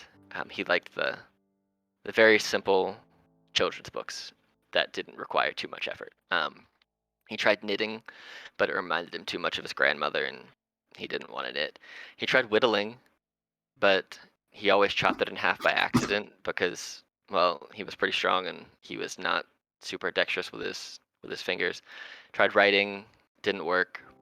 Tried singing and songwriting, but as you see, he stands up in front of a mic like it's a karaoke night and tries to sing, but you hear shrieks like a harpy or a cat in an alleyway, and children just ran away. He tried watching some animals, and again, he fell asleep. Turtles are fun to watch and all, but they're not the most exciting thing to do, and they will help you sleep. And then just tried regular drawing with a pen and pencil and paper, and he didn't quite take to it. But when he found paints, it was like something just clicked. And there's so many different types of paints that he could use. He could use oil paints or watercolors or different things like that, and they each one requires a different skill set, whether it's precision or dexterousness or just the pure focus of getting that stroke perfectly right, or even just finger painting if you don't have any of your brushes with you that day. And he kind of took to it like a duck to water. And you see as the years flash forward through this memory up until present day, you see whether it's 5 minutes or 5 hours, Kalbis tends to spend a little bit of time every day just practicing painting. Whether that's painting something like just a small duck or a small cloud that he saw in the sky, or if it's something more elegant like the painting that he just painted upon arrival here. But you can see that every single time he paints something, it's a little more expressive of the emotions that Kalbis does have, and he keeps them mainly inside. And you do see a painting that's not quite finished. You see a picture of a large minotaur who has one black smoking horn, and you can see there was a crack there, with a pirate hat on, just kind of sitting at a bar with a drink in hand, looking very drunk. You see a two-color-eyed Tessa with obnoxiously bright pink hair, the brightest pink you've seen, even brighter than her actual hair color. And you see an unfinished Kalbis painted there, but you do see that they're all sitting together at the tavern in the DDG. He's unfinished in the sense that all of the emotions on his face it's like they're mixed. Like you can see that they've been painted, but painted over, and then painted again, and he can't quite decide how best to show the affection he has for his two best friends. You see that his eyes are looking at both of them, and trying to paint the face of love on someone for Kalbis is exceptionally challenging. It's just not something that's quite got right yet. But you see at the bottom in the nicest Elvish script that he has ever been able to write. It's in Elvish, so if you can read Elvish, you understand what it says. Otherwise, Kalbis, you hear him verbally say, family. And it's in this block, purple, red, almost rainbow color from the top left of the F to the bottom right of the Y. It just eloquently says family with the three of them, and then just faceless people all around them, but the focus being on the three of them.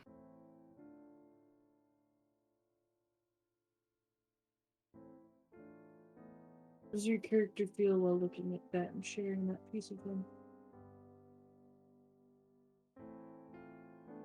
You hear a sigh, but this is a different kind of sigh. This isn't the angsty sigh that you've come to know for the entirety of your friendship. This is almost a sigh, not almost, this is a sigh of relief. And it's, you look over and you all notice that this weight that seemed to be on Kalbis's shoulders just drops, and his whole body kind of just relaxes. And he just falls into a seated position and looks up. He's got a few tears flowing. Not a lot, but more than you've ever seen. Except that time when he apologized to you as a child. He says, "You've always been my family. Durakar's our family now too. And while we weren't born a family, we chose to be. Did you eat? And that's really the only family that matters. And I wanted to wait and have you see that painting when it was done and show you both at the same time, but that's okay. But now you know. I do have to add some explosions around it because, I mean, what's a good painting without explosions? You need explosions. Because I don't think I'm gonna have to sigh anymore. I think I've realized that no matter what happens, we've got each other's backs, and it's never been a problem protecting you or being protected. And I think I'm gonna let down the barrier that I've put up and try and be like my paintings. I'll try and be more expressive. I think that's what I'm gonna do. And he just gives Tessa a big hug. As you try, she's ethereal and goes through you. He kind of laughs as he falls on his face. Just As he gets back up into the seating position, Tessa leans forward and kind of mocks, putting her forehead against his, and closes her eyes and says, "I love you, brother." With that, you can roll a 1d4 plus 2 health if you choose to take that healing. I mean, yeah. I know, I'm just Damage. with people's with other people's characters, the dynamic is Yeah. helpful words are basically like a health potion. You can Yeah. choose to take those words into yourself or deny them. I will take them.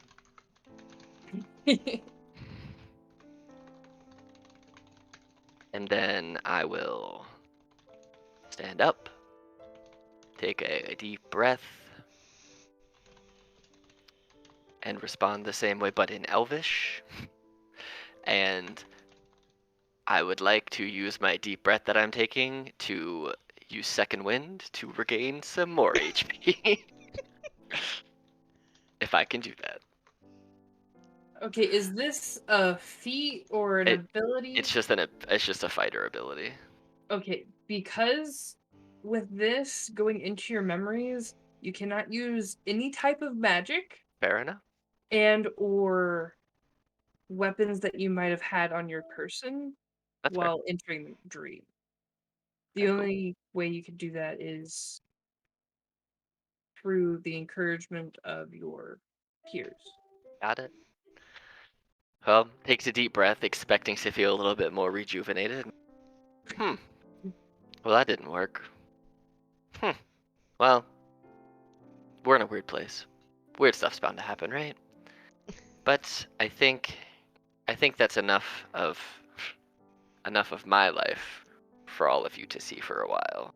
So let's go to somebody else's. Somebody else's has got to be more interesting than mine. Before we go, Victor sort of like, I guess, floats over and tries to put a hand on your shoulder. And it clearly passes through, and it's like an awkward, like he's like not sure what to do with his hand. Yeah. And he says, I understand the pain of holding yourself to a higher standard. And I will say that it takes a true man to be able to open himself up and find the small things in life that keep him going. Never lose those. Nods and says, well, I hope you can hold yourself to that. As you take those words in, roll another d4 plus 2. 5.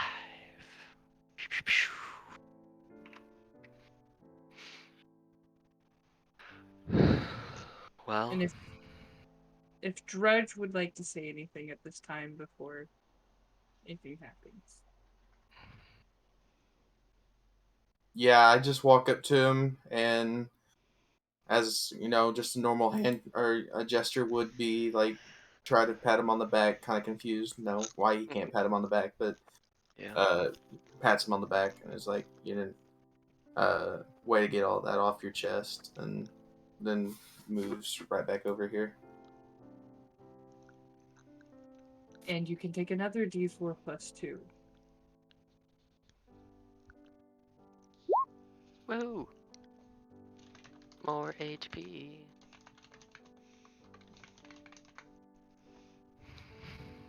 Well, I don't know how we get out of this place.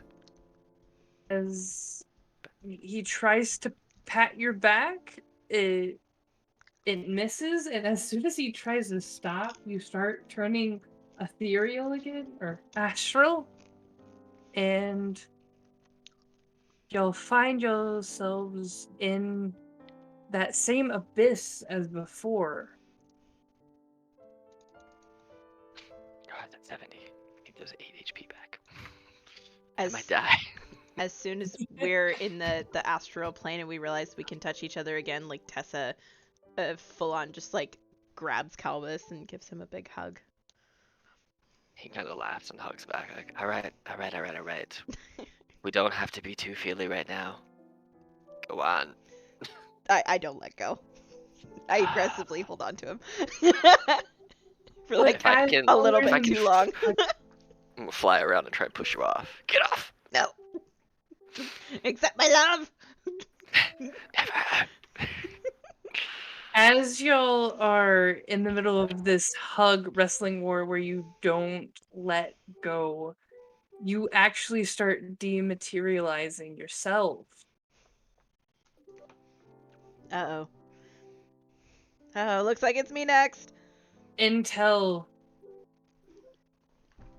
you become physical and everything swirls around you again, and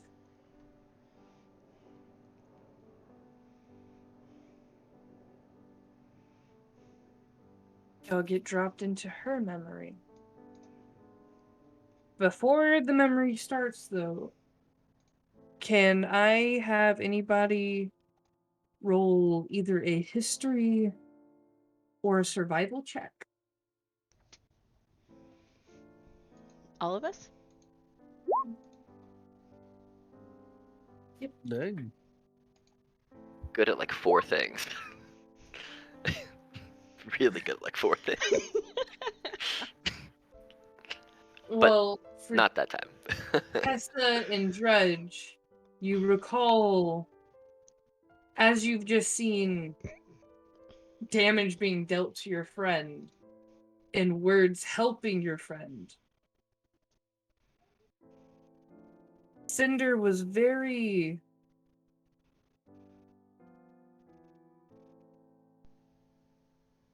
truthful when saying positivity will help heal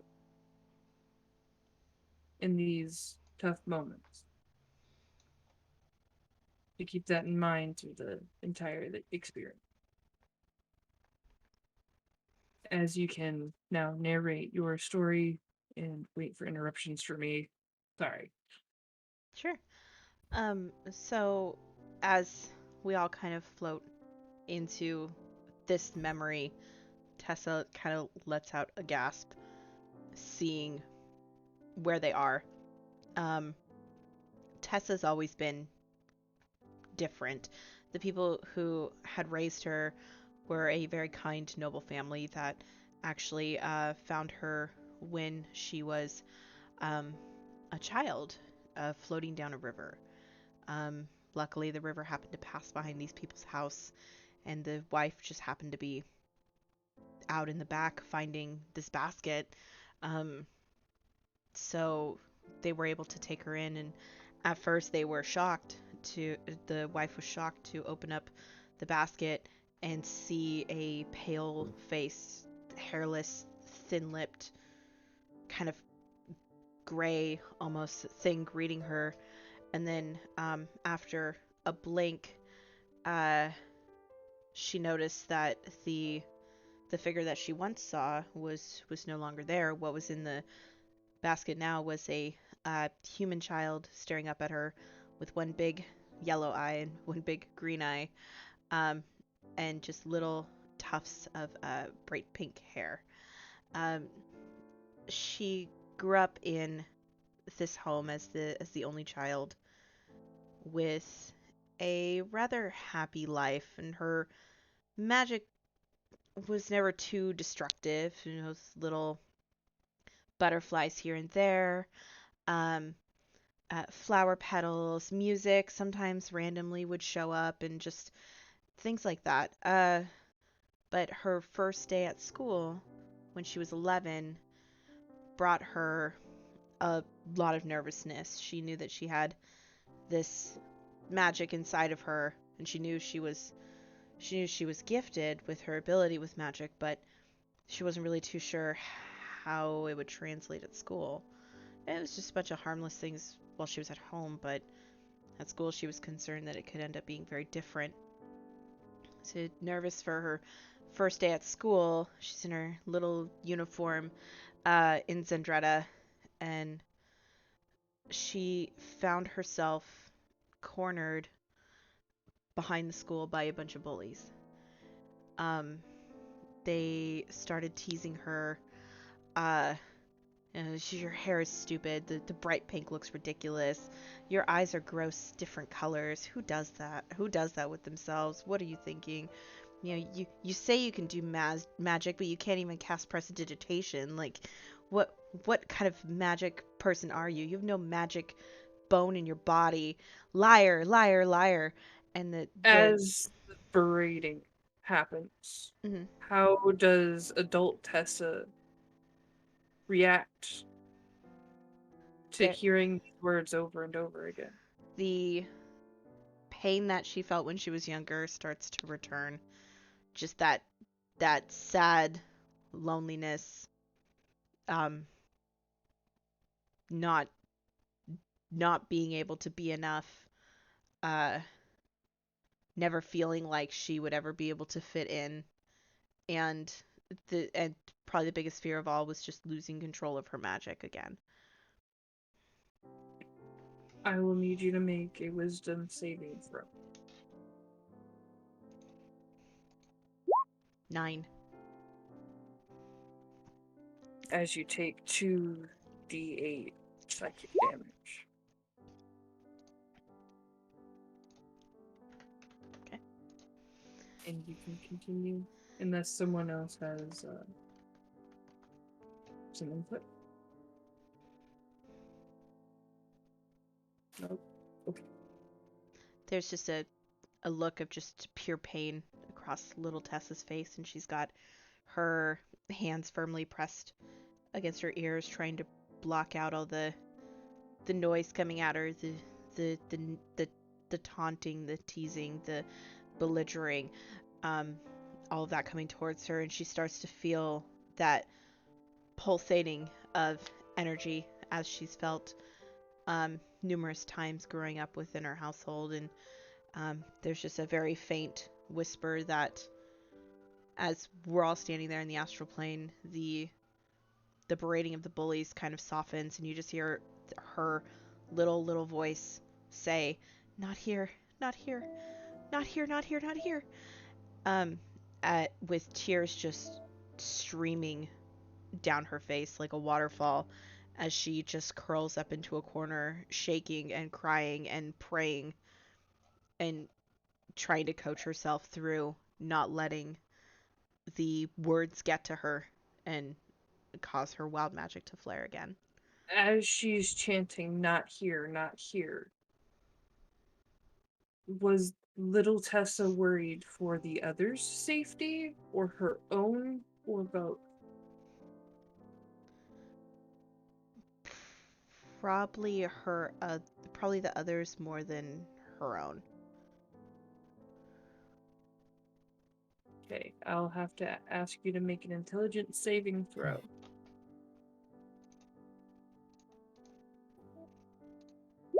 14. As everyone but Tessa takes 2d8 psychic damage.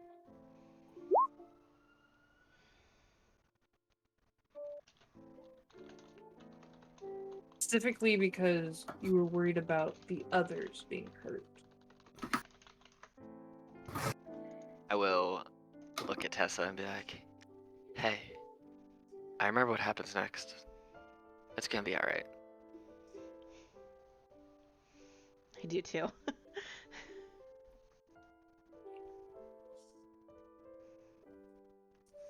There you go. As you can roll a 1d4 plus 2 for help.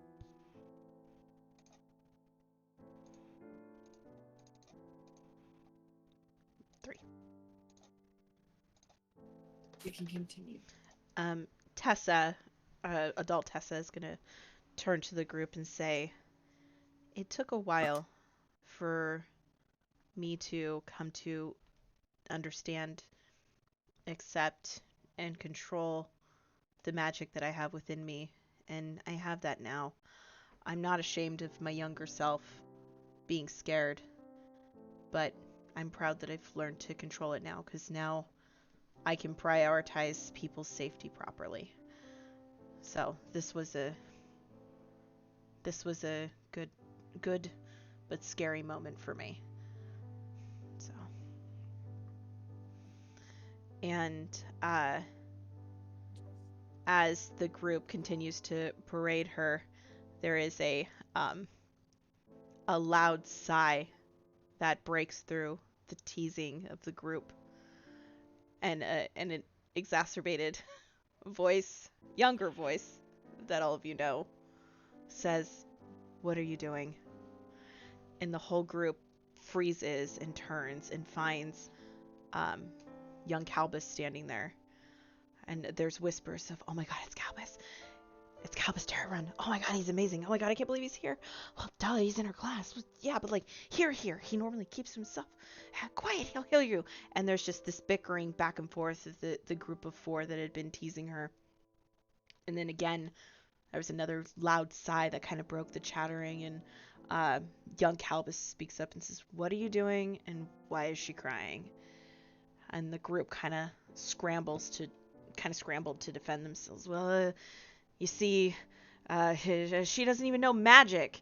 One of them finally like spurts out, and another one joins in and says, "Yeah, she can't do magic, and she can't do anything super physical like a lot of us here. She's definitely weak, and this is a school for the gifted, and she shouldn't be here." And as Tessa kind of like opens her eyes, the pulsating of magic happening, she finds Kalbis had moved in front of her, blocking her view of everybody, and standing in between the bullies and her, and says, "Just leave her alone." And the defenses pop up of, "She doesn't know magic. She can't even do the basic skills. She's so different. She just needs to leave. She shouldn't be here." And another like very sharp but annoyed sigh left Kalbis as he said, "Just leave her alone." And the firmer tone and the no nonsense kind of response that they got from him made the entire group scatter. And it was at that moment that as everybody left, he finally turned around, and Tessa looked up to see Kalbis standing over her, offering her his hand to stand up. And in the reflection of the memory, we all see through Tessa's bright pink hair and through her hands that her ears actually started to change shape. They went from being a human round shape to a more pointed, half elvish shape. And adult Tessa starts kind of chuckling behind everybody and points and says, "I used to do that when I was younger. I would take on the appearance of people that held value to me and people that meant a lot to me.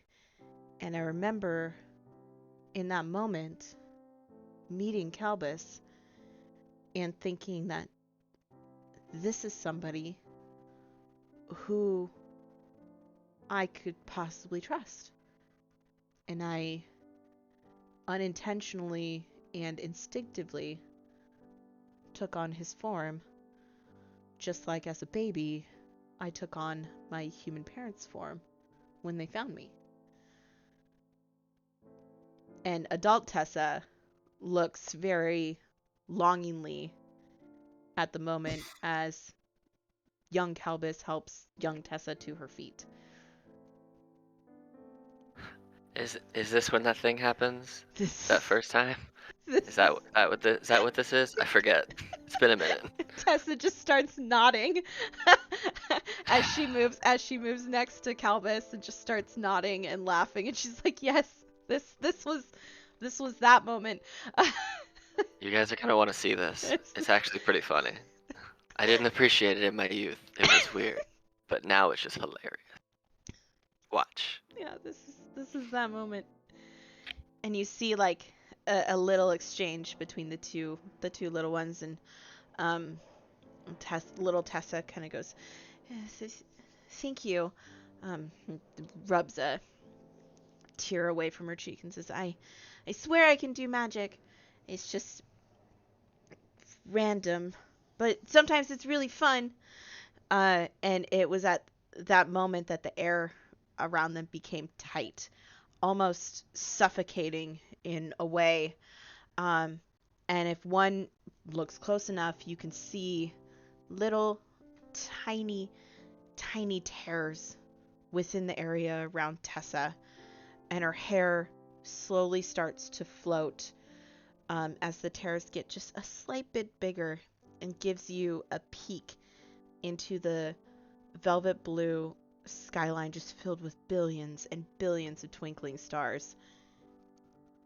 Basically what we had all been floating in prior. And little Tessa goes, "Oh no, you have to move." And with all her might, she pushes this brick of a boy away from her and stares up at him as her hair is floating like a wind had just exploded underneath her. And then all of a sudden, poof, there's a puff of smoke and she disappears. Or at least from line of sight. And as young Kalbis looks around, shocked at the sudden disappearance of the person who was just in front of him, he hears, "Bah!" and proceeds to look down to see a bright pink sheep with one yellow and one green eye staring up at him. And the sheep baa's up at him again, "Bah!" and steps forward, giving him a small headbutt against his calf. And young Kalbis squats down, picks up the sheep, and holds it out in front of him. And as the sheep baas at him once again, and we all see a very confused look on young Kalbis's face, adult Tessa starts to laugh to the point she's crying. And she says, that was the moment you didn't run. And that was the moment when I knew you'd be my best friend. I mean, you were a sheep. What's scary about a sheep? And you were pink. It was weird and chaotic and broke rules. I was all about it.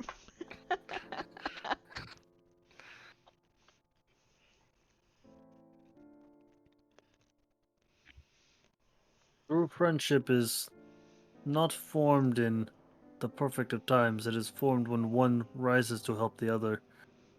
And I can truly see that you two do have a friendship that will span the ages. Well, I hope so. I believe it will. I agree.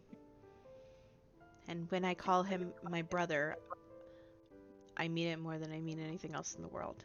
He is my family.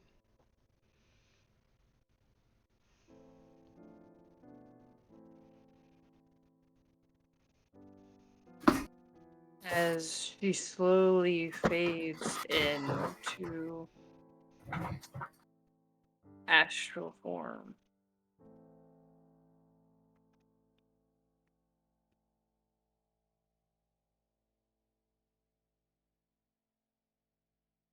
The world around y'all swirls with gray.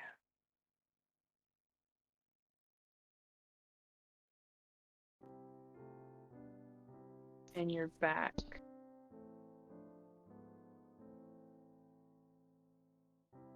to the endless void.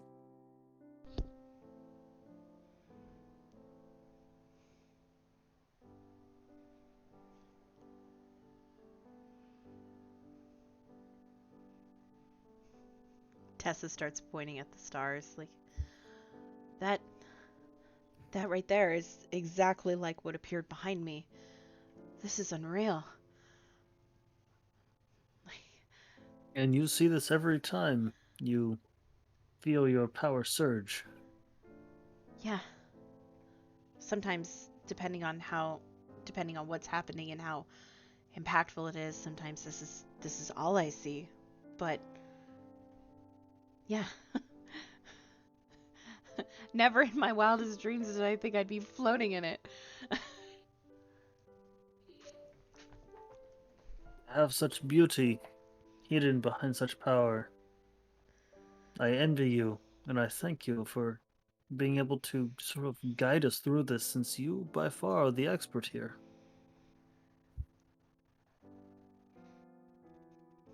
People think just because it's wild and crazy that it's not tameable. It is.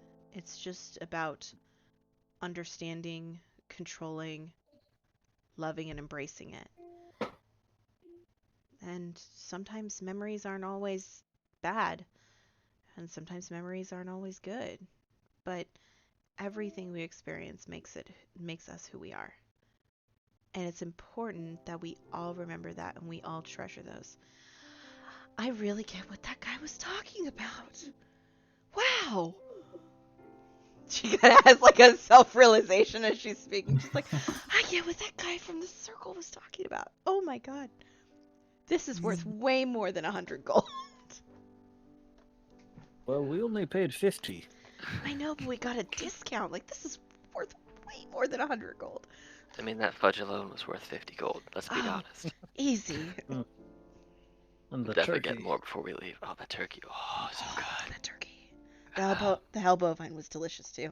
Okay, speaking of turkey and fudge, since we're halfway through it, do we want to keep going or do we would like some breaks? I can take a 10-15. Please. There we go. 10-15 minutes and we'll be back. All right, be back in.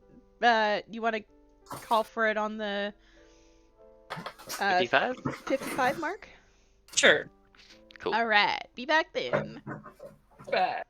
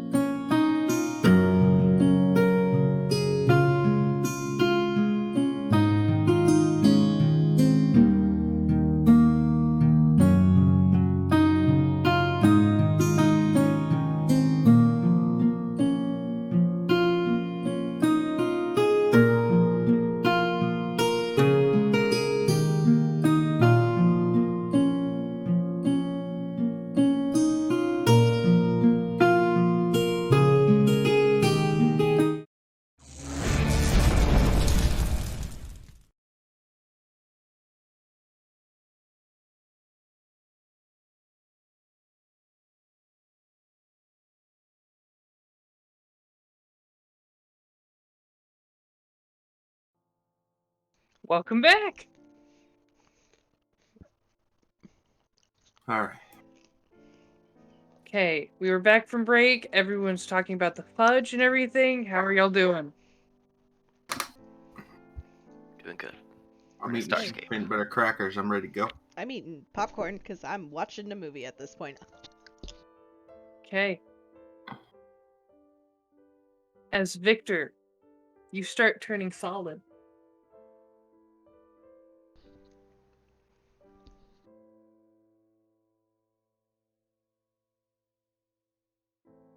And you slowly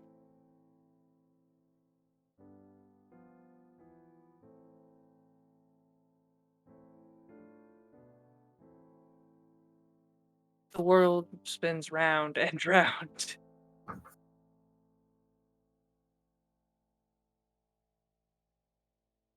You just see on Victor's face that he gets very serious, like he's very nervous about what he considers to be his darkest, either his happiest moments or his biggest failures. As I'm copying you over right now. Give me one moment.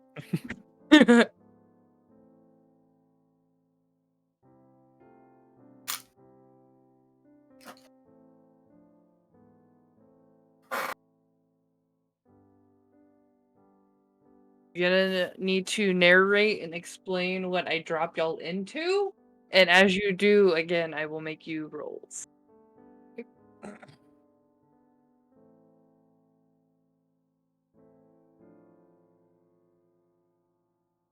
As you hear screaming children, things exploding, everything on fire, goblins and wolves. Um, so as you drop in, you just see Victor almost collapse immediately to his knees, just looking up and over. Um, and then he suddenly stands up and just sort of like shouts no, and then goes running over uh, in the middle of the courtyard. Uh, it's a small homestead. One large house with a few side houses and a few barn buildings burned. There's hordes of goblins crawling all over with about a dozen or so uh, dead soldiers, and then one person standing uh, up at the front. Um, you just sort of see Victor's face drop. This is this moment that haunts me till my dying breath. As you see, is this the actual moment? First of all, before we even begin, as you go down to your knees, I'm going to have to ask you to make a wisdom saving throw. An 8.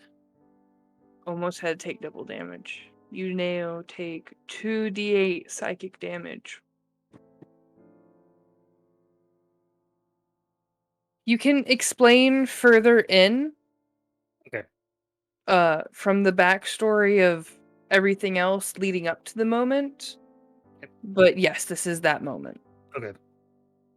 There you go. 5 damage. So we had. I was the captain of a militia, and this was nigh 15, almost 20 years ago at this time. We were very good at handling the smaller things, but still relied heavily upon the guild for the larger endeavors. But we had been receiving reports of homesteads like this all throughout the countryside being cut down. It appeared by small goblin hordes. The people were not prepared to handle even surprise attacks, and so the call was put out to the guild that we needed adventurers to come and clear out these monsters. But in my youth, I did not want to wait. I felt that time was of the essence, that there was nothing that we could not handle. And so we went out into the mountains, my militia and I, Joseph, my lieutenant. He cautioned. He said that this was something far greater than us, that we did not know what we would expect, but we thought it was just small goblin raids and that's nothing we could handle. We identified what we thought was their trail, and we set up a trap and waited nearly 2 weeks. And, towards the end of the fortnight, we saw, off in the distance, smoke and fire. And frustrated at the lack of sighting and knew that we had missed another settlement lost, I ordered the assault. We pressed in, and it was short work cutting through the monsters as they were looting, but off in the distance, we heard a single horn go off and then a slow rhythmic thud. I ordered the men to form up, confident that we could take it. As from the forest line, a cave troll, it wandered in, and again, I thought that this was something that we could easily take, a single cave troll. It wasn't until Joseph sounded the alarm that we saw the dire wolves attacking from the side. They cut us down. It was almost effortless for them. We took out many, but still, we were cut back, and I ordered a retreat into one of the more structured buildings, Joseph and I holding the back line, trying to give my men time to establish some sort of defensive line. And as I turned, I saw the arrow just bury into his chest. At this moment, reliving this moment of your best friend, how are you feeling? Shame. Joseph was more than a best friend, he was almost a son to me. And he looked up on me, and all of these men, they relied upon my leadership. I was elected and chosen by them to lead, and they trusted me. And in my Intelligence saving throw. As pain you feel, not only emotionally, now physically, washes over you.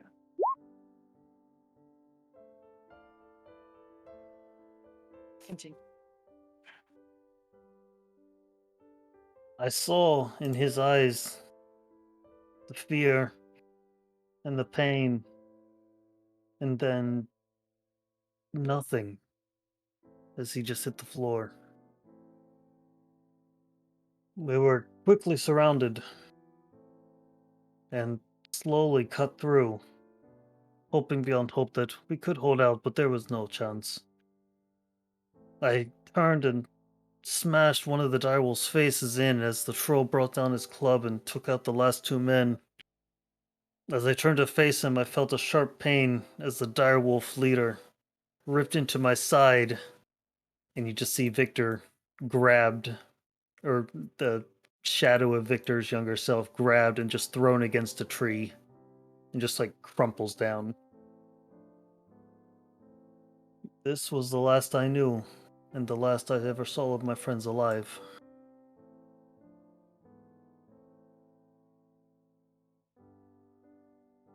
It was only later that I found out that the call had been answered by the guild, and your party members found the carnage and scene ensued.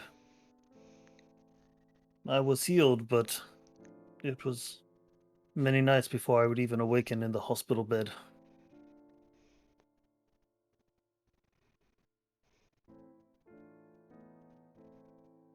I still bear the scars to this day, but more than that, my soul itself was split that night.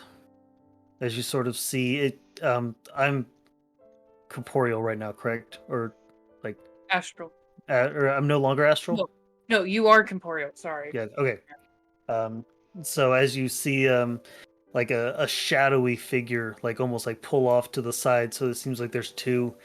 Uh, the clerics that healed me say that my soul had already started to make the journey to the beyond. And their magic and healing, while able to stitch my body, was not able to fully stitch my soul back together.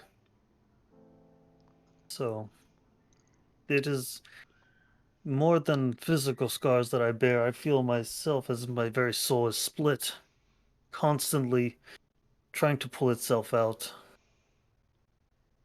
I know there are warriors who are trying to do this, but I constantly feel one soul almost trying to escape, that it cannot bear the pain of this world anymore. It is something that I wish no man would face.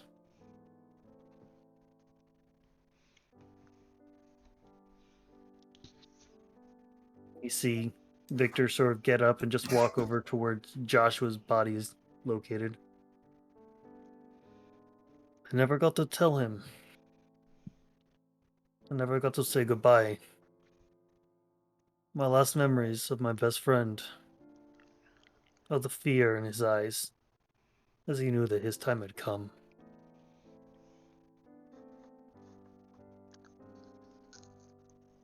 I'll have to make you make a Constitution saving throw.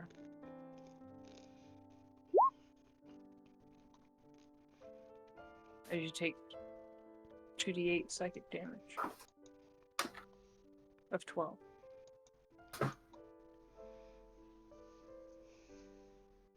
Victor,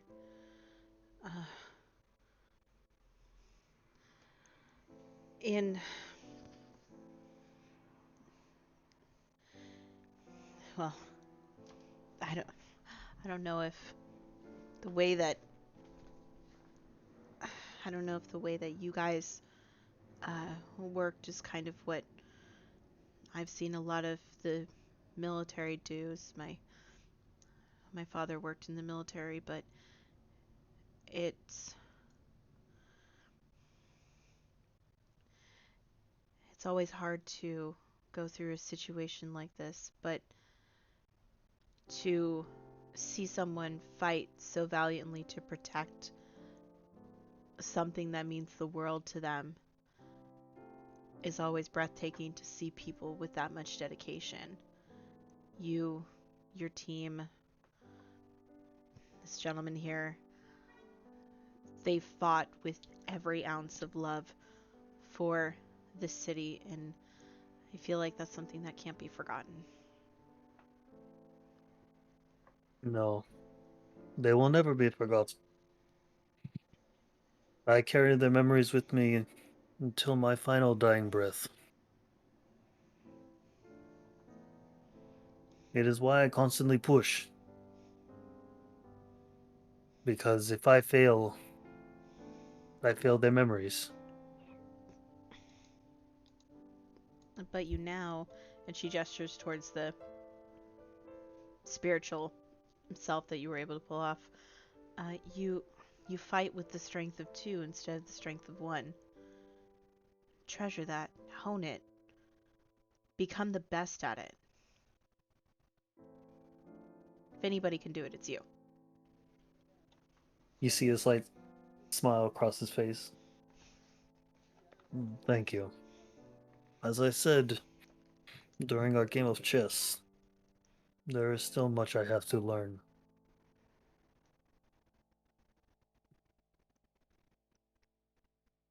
It's one step at a time, my friend. And it looks like, well, it's a hard step for you to take forward. You've already started on that path, and you will carve that path.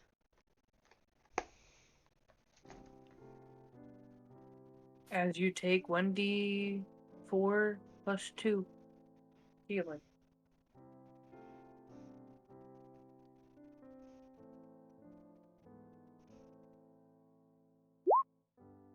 Oh.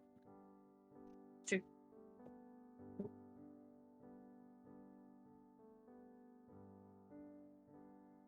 Being a fighter is not something that's for the weak of heart.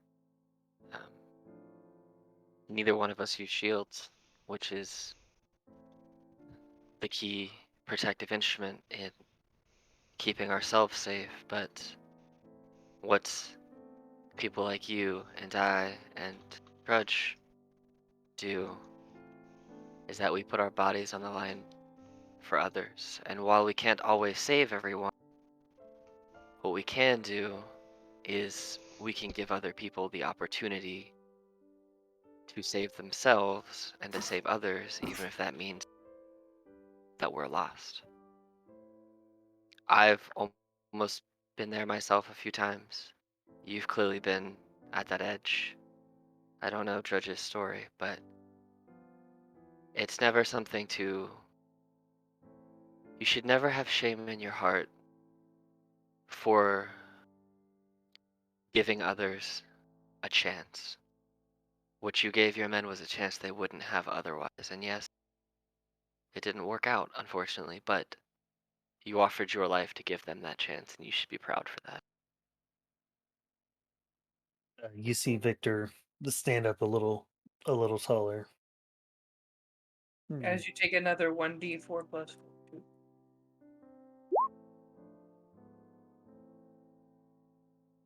Thank you. You are right. We are not there to protect ourselves. We're there to protect others and give them every opportunity they can to see another day.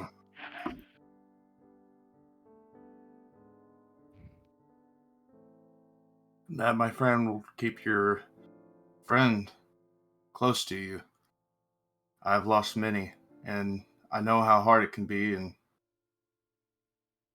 you know what? He's probably having a good one up there. Very proud of you, and looking down on you and smiling, knowing that you're making a difference.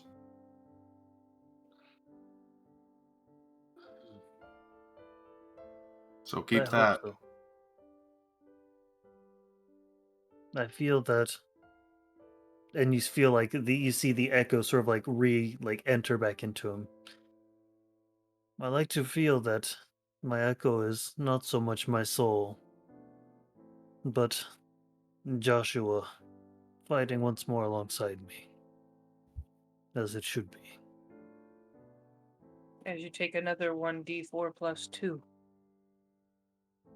They do say that as long as we keep the memory of others in our heart and never forget them, they live on. And I'm going to choose to believe that your echo is the manifestation of your love for Joshua and his love for you,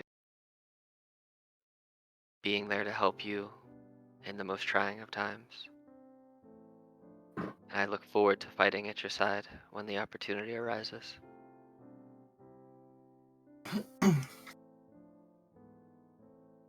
He just bows his head, but you can tell that like a weight hasn't really been lifted, but you can tell that it's been eased.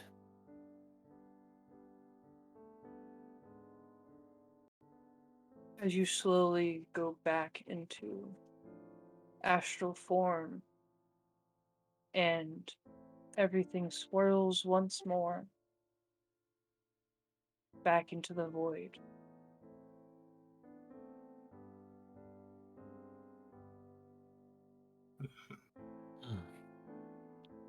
Well, I guess that just leaves me. No matter what your memory is, you have friends here. And we will get through this. Just remember you're not alone.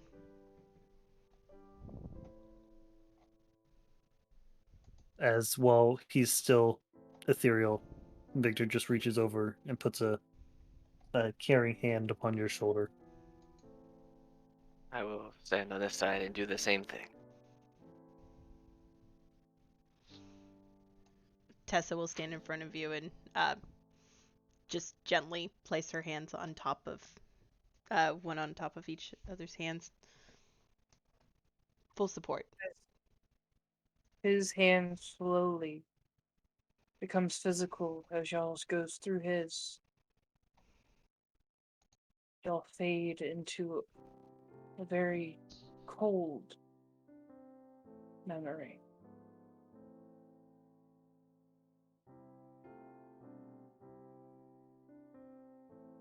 Oh, home. This is where I grew up.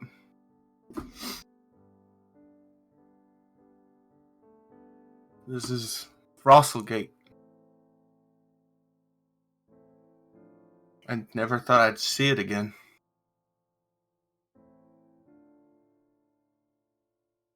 I was raised as an orphan here. And I was the only half-orc the town had ever seen. I felt like an outsider. And the orphanage, they had no idea where Drudg had come from. And all Drudg remembers is flames, fire. And it's a reoccurring nightmare. And it comes in my head over and over again. I'll have to a wisdom saving throw. As you remember the flames and fire as they physically manifest in this world around you, surrounding you by flame, you will take double damage. Or maybe 2d8 psychic damage. Or 14.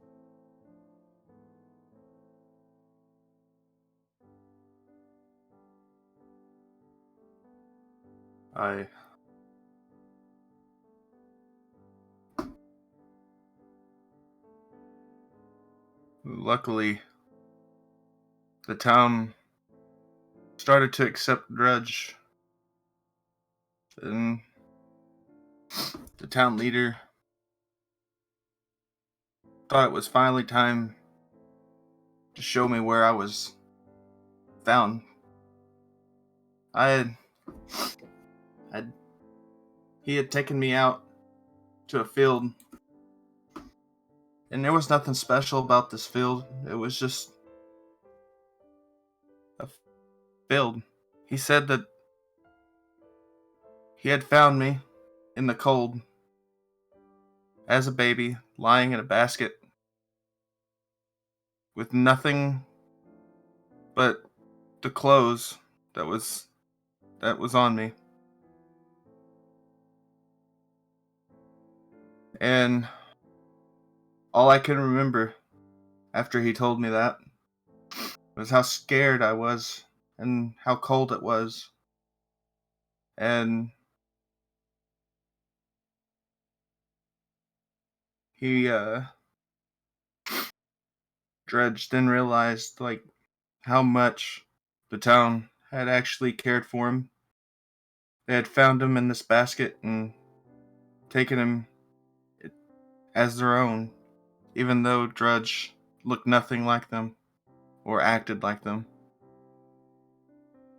And no matter what Drudge did, he didn't want to disappoint them or fail. And all he wanted to do was do what was right. I would have died if it wasn't for the town. Victor sort of floats over and stands next to him. You speak of the cold that they found you in. But I can tell you that it was not just the warmth of the hearth that helped you, but the warmth of the love that the people here showed you, which is far more warming than any bonfire in a cold night. I appreciate it. They were really caring.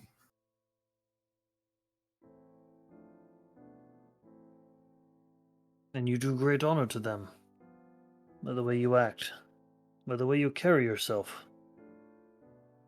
I feel their love burning brightly through you. It's all I want. Just want to do what's right for them. As you take another 1d4 plus 2 healing.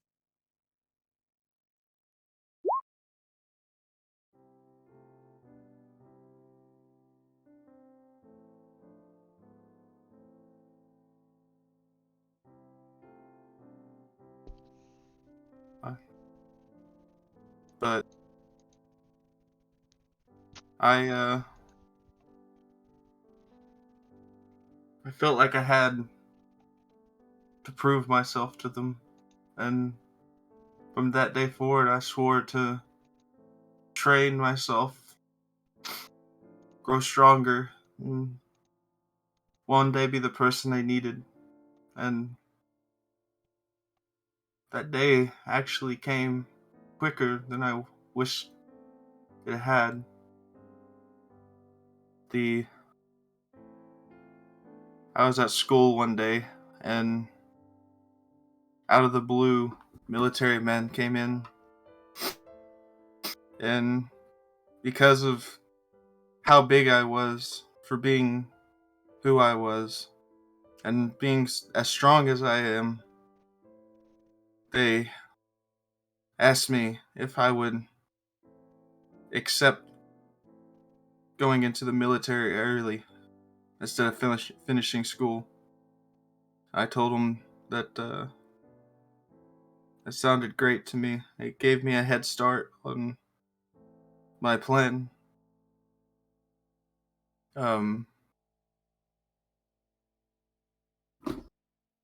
But I worked hard for many years in the military, and it was rough. We went through many wars, and I finally ranked up to the highest rank you could get in the military. And we had slaughtered many bandits and enemies of the town for them.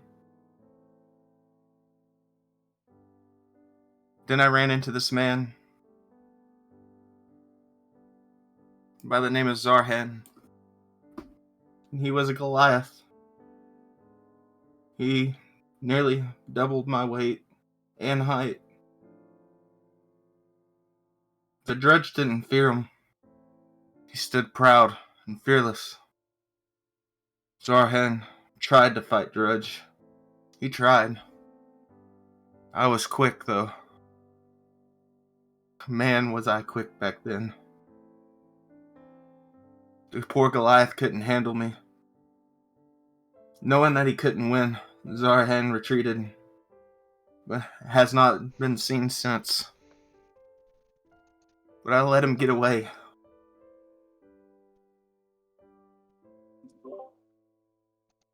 I felt weak. I felt like I wasn't getting any stronger, especially against that man. And that's Please when make I... an intelligence saving throw.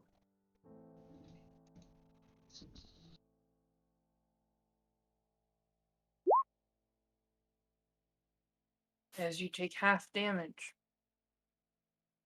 from 1d8. Rounded down. Continue.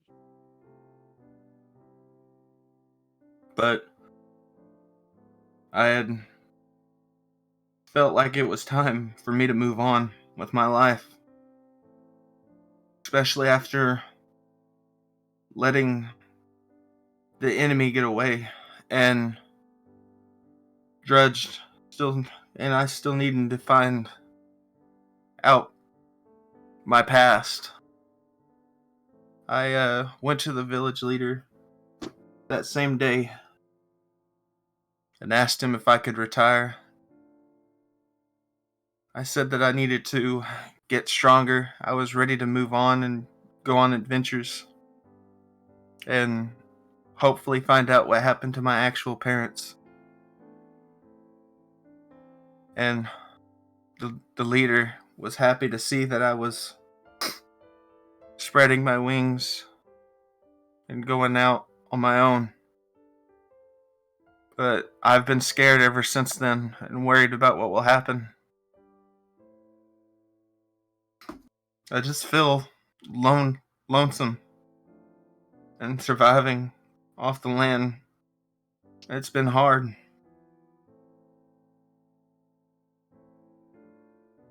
And that's where I'm at now. Well, you have a home now in the guild, and you have a family that you can choose if you want.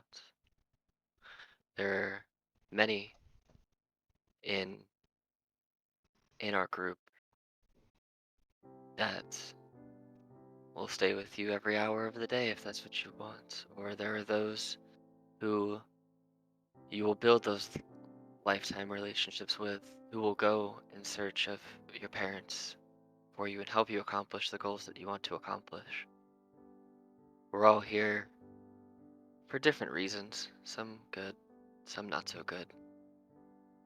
But no matter what, if you ask anybody in the guild to help you, not a single person will turn that away. If you're in trouble, you have innumerable allies that will come to your aid. If you wanted. Nothing's forced, but it's always there for you. I appreciate it. I needed a family. It's one soldier to another. I can tell you that there is no shame in letting a bested opponent leave. You had already proven yourself stronger. And you showed that you were the better soldier and the better man. Do not take it as weakness that he got away or that you let him leave. Take it as that you were the more mature. That you knew when he was bested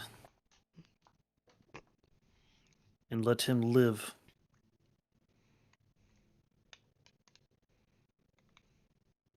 And to allow his children to grow up with a parent. You were right.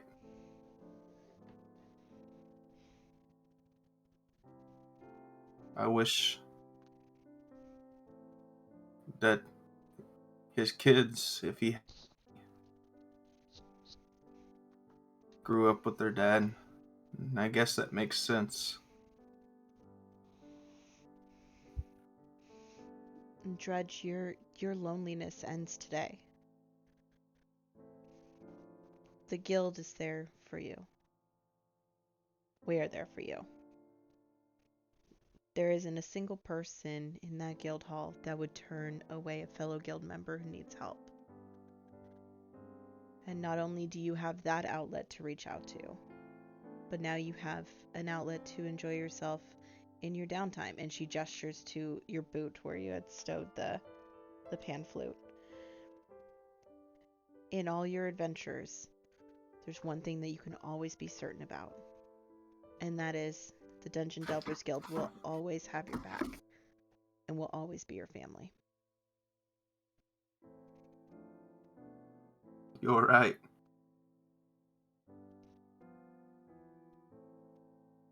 Thank y'all. I try to hug him. I don't know if it'll work, but I'll try. Try and miss. Yep, fall straight through him. You can take this together, 1d4, 1d4, 1d4, and then plus 6.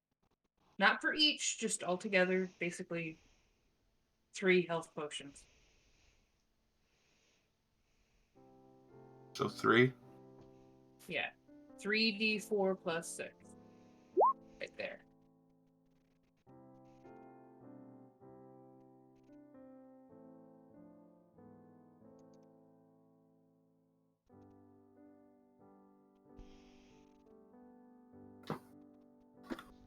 And I will say also that if this Goliath decides to come back and face you, when he thinks he is stronger, you, my friend, have grown far stronger than he will ever be. Because you not only have yourself, but you have us. Mm-hmm. Mm-hmm. And I even have an extra sword you can borrow if you need one. And I can give you the zoomies. Ask Kalbis. It's fun. Mm-hmm. Sounds great.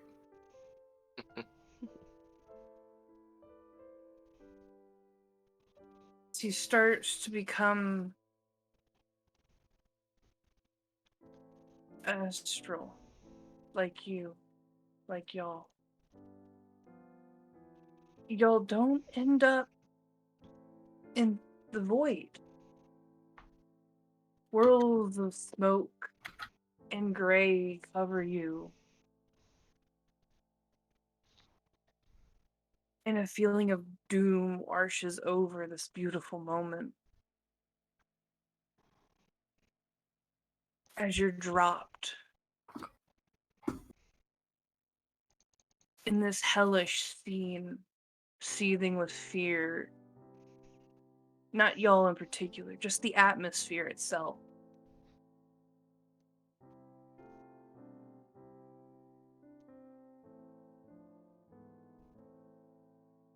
Change the music for this. This is very peaceful. Oh, well. Not so much.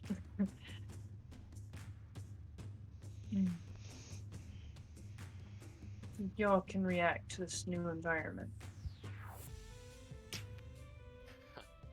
Huh. This shouldn't be where we're at. I don't think this is right. This isn't my memory. This isn't mine either. Guys? Definitely not mine. Victor?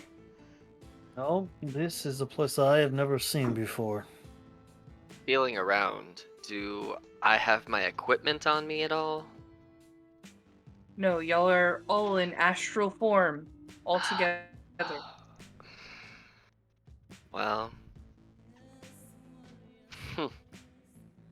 I don't get scared easy.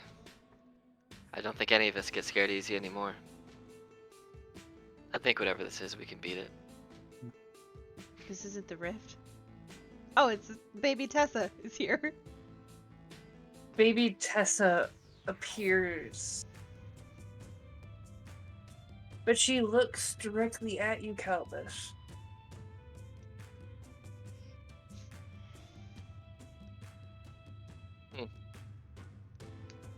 Yes.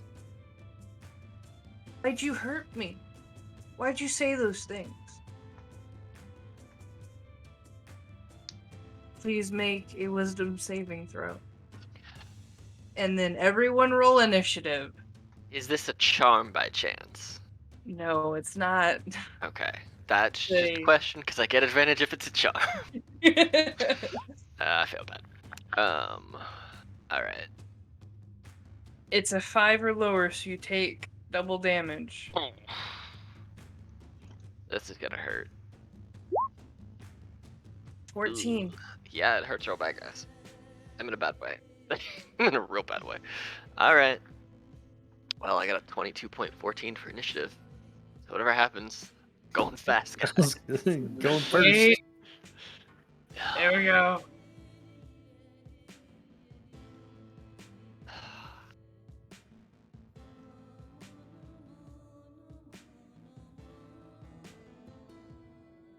Mechanics from DM to player.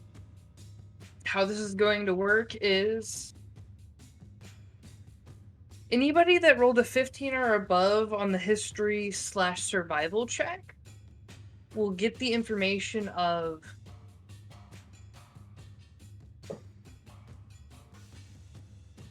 remembering. Good memories help in the darkest of moments.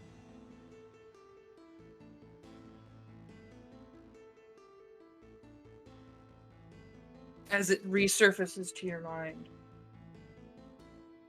Now for mechanics.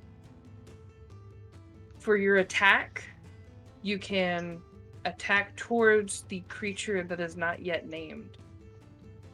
See? And for your bonus action, you can encourage others, quote unquote, healing.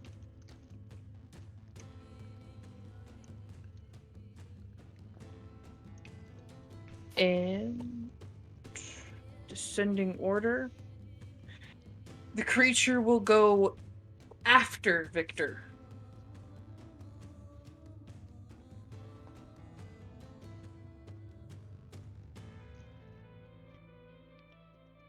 It is your Well, turn, Kalbis. How would you like to respond? I look at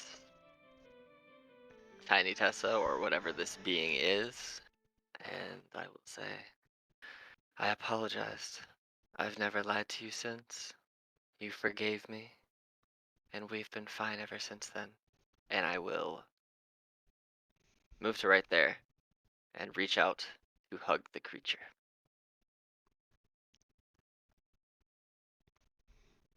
Roll a 2d8. Ooh.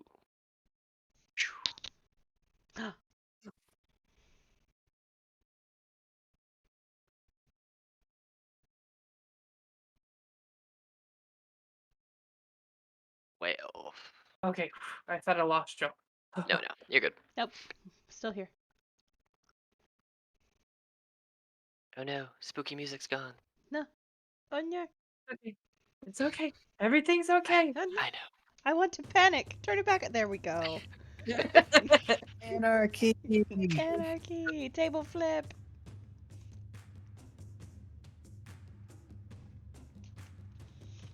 Did you roll your damage, or am I just not loading up? It was I a 12. rolled 12 total. I'm in the 2d8s. It was a 4 and an 8. There we go. Now I can see it.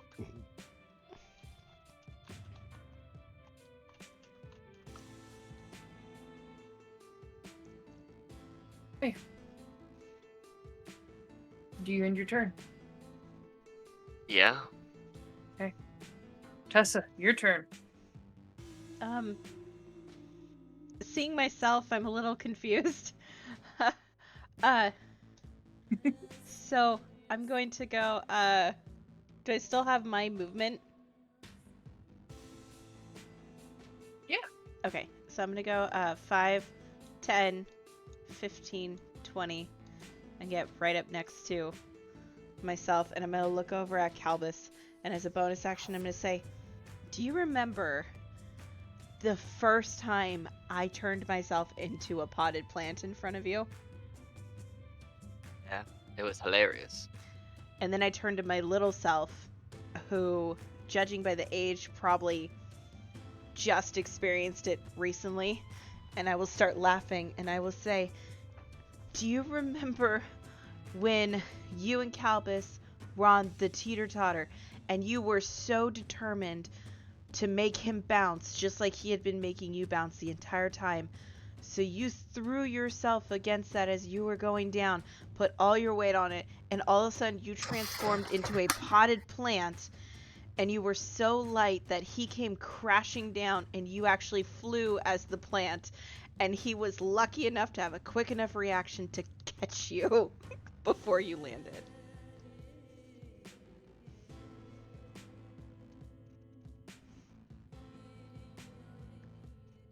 Roll a 2d8.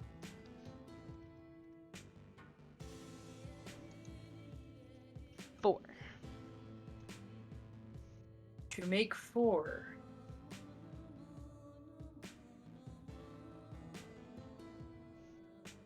Do you end your turn? Does my bonus action count for Kalbis? Yes, you can. Since you incorporated him into your memory, yes. Okay, He cool. can restore 1d4 plus 2.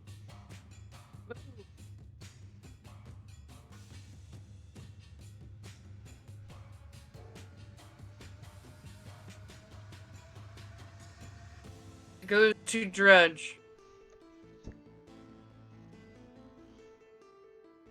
I will walk up here behind Kalbis.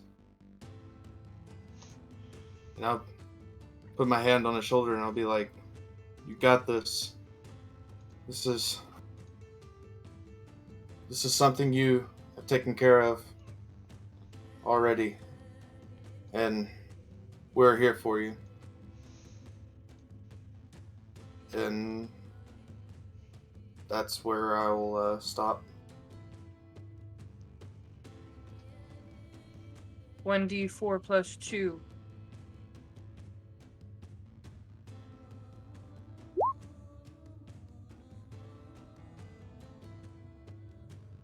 Do you end?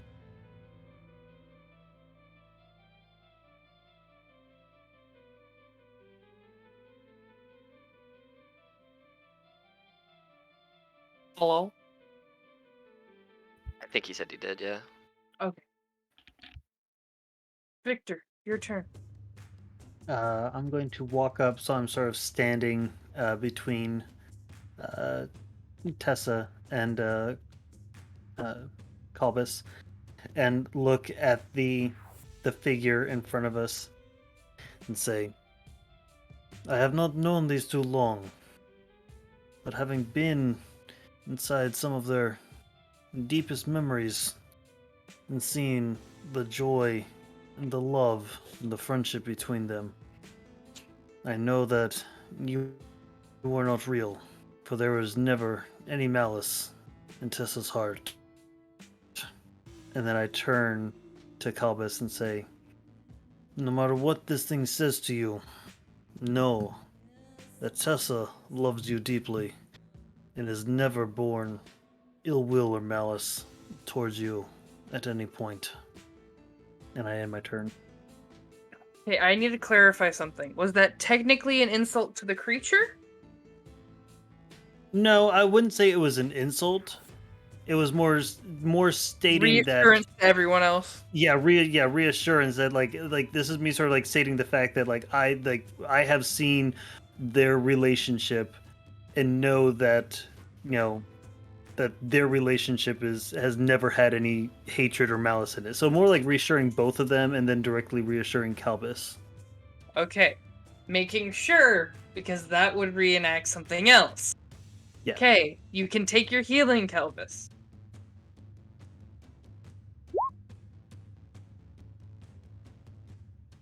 As it ends Victor's turn, it looks you in the face and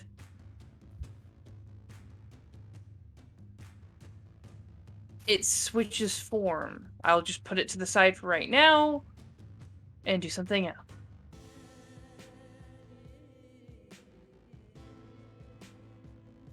As your old friend looks you directly in the eye with an arrow sticking through his chest. Why didn't you save me? Please make an intelligence saving throw.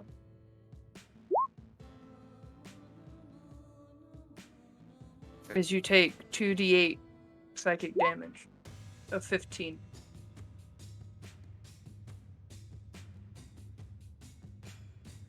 Back to Kalbis.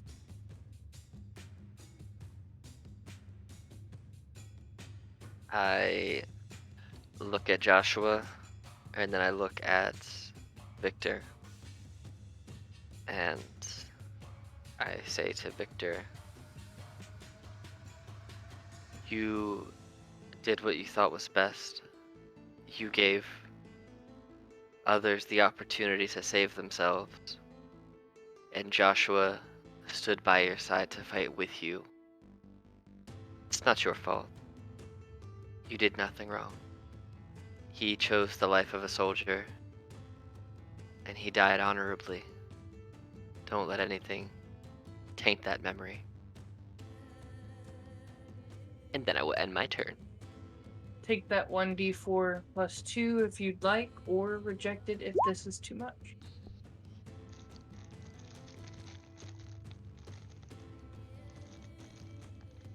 Tessa, you're up. Tessa will look at the visions of Joshua and say, the amount of love and respect Victor has for you shows no limits. There's no stopping how much he cares for you, both in life and in passing. And every day, in every moment, you are by his side, fighting alongside him, supporting him. Even if you are not physically here, you are emotionally here with him, and you provide him with the support that he needs to get through everything he's going through. As you are directly talking to the being, roll a 2d8 psychic damage for the creature.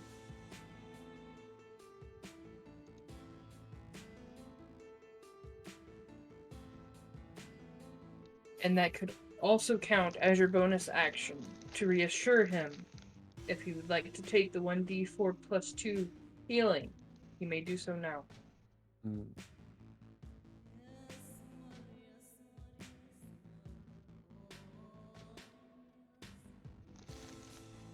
Drudg, your turn.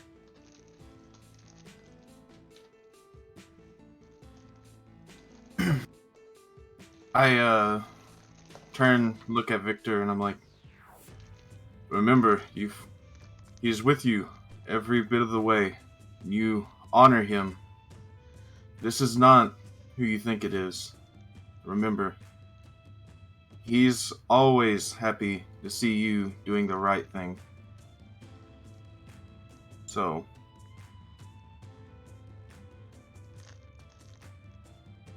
and that is where I will end my turn. Roll Roll. 2d8. Say 2d8? 2d8. And then 1d4 plus 2 for you, Victor.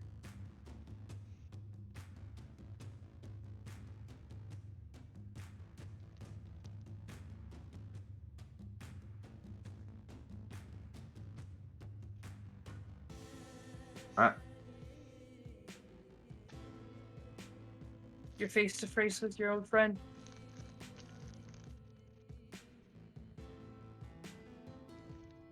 There are so many things I wish I had a chance to say to you one last time.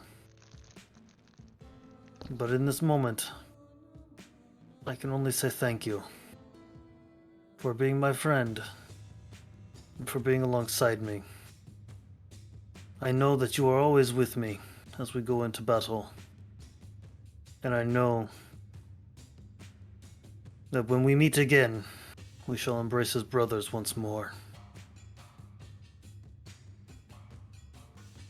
And I end my turn. I end my turn. That'll be 2d8. Roll for damage. As it switches form again. Again, I'm just gonna leave them on the side as I show you them.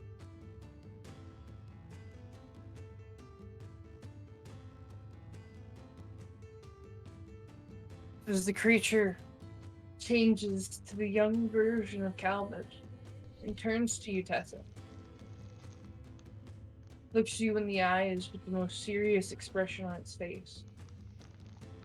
And it will regurgitate every word that the bully said, but with his face.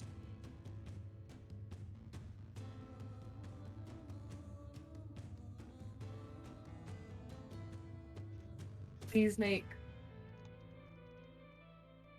an intelligence saving throw.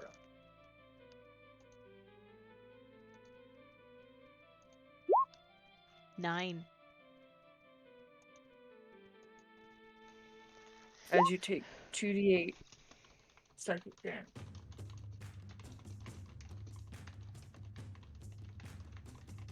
And it's continuously talking as these turns are going. The string of words over and over. Kalbis, your turn. I look at younger me. You know, all you're doing is lying. What you're trying to do is hurt the person who's going to be your best friend. And you're going to come to realize that that was a mistake. And it's going to blossom into one of the greatest relationships, if not the greatest relationship you'll ever have. So just know that I forgive you. She forgives you. And you're going to be a good man one day. And then I look at Tessa. None of that was true. None of what the bully said was true. I knew it the day that I sighed and stepped in. The day you turned into a sheep. None of it's true. And my turn. You're face to face with him. I get down on my knees in front of little Kalbis, and I put my hands on his shoulders and I turn him to face me, and I say, there will never be a time in my childhood where you meet me at that moment to now to any point in the future where I don't 100% trust your judgment, believe what you tell me, and will not walk to the ends of the earth for you. You are my best friend, you are my brother, and I love you. And I will hug the form.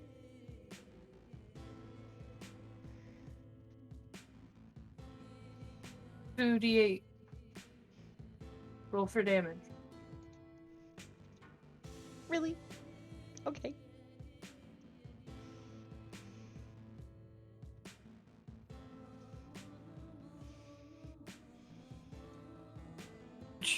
Your turn. I look at the young Kalbis and I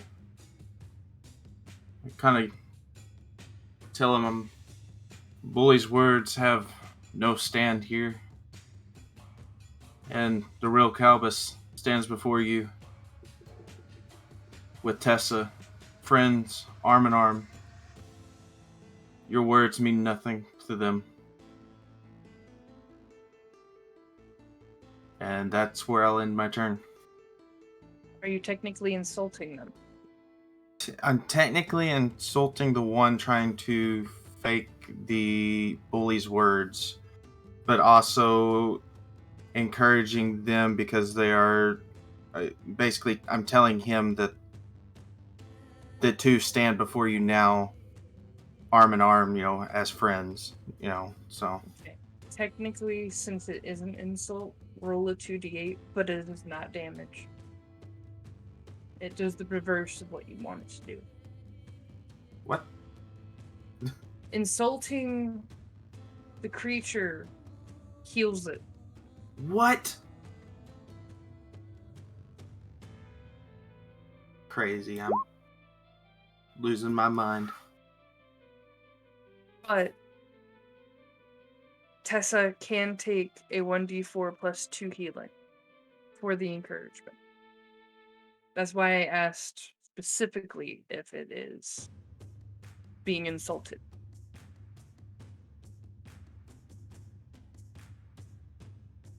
Well, that ends my turn. I'm doing great. Victor.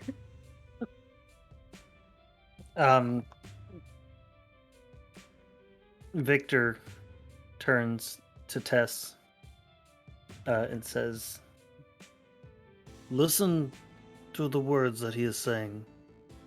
He says that you are not unique. He says that you are not special, that you do not have magic.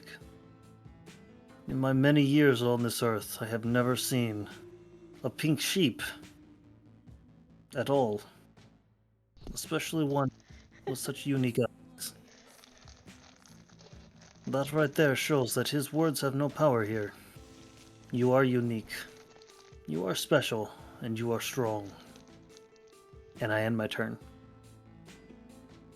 As you end your turn, set this one aside.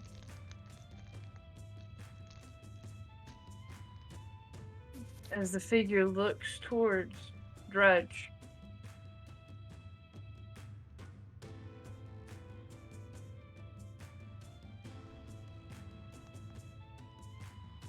Shouldn't have let me live. Now your loved ones will suffer. Please roll a wisdom saving throw.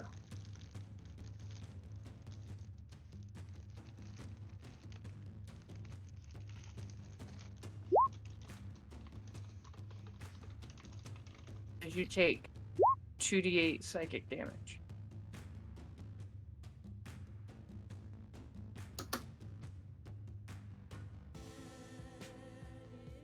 This, your turn.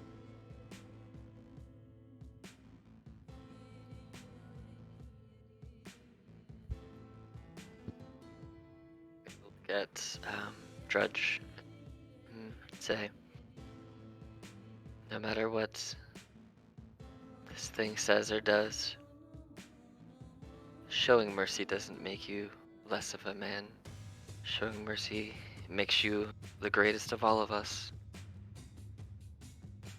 I envy your ability to show mercy to an enemy when you had the ability to not. It shows restraint, it shows courage, and it shows respect for life. And that kind of behavior will only bring greatness and happiness into your life. And I end my turn. As he gets to heal 1d4 plus 2.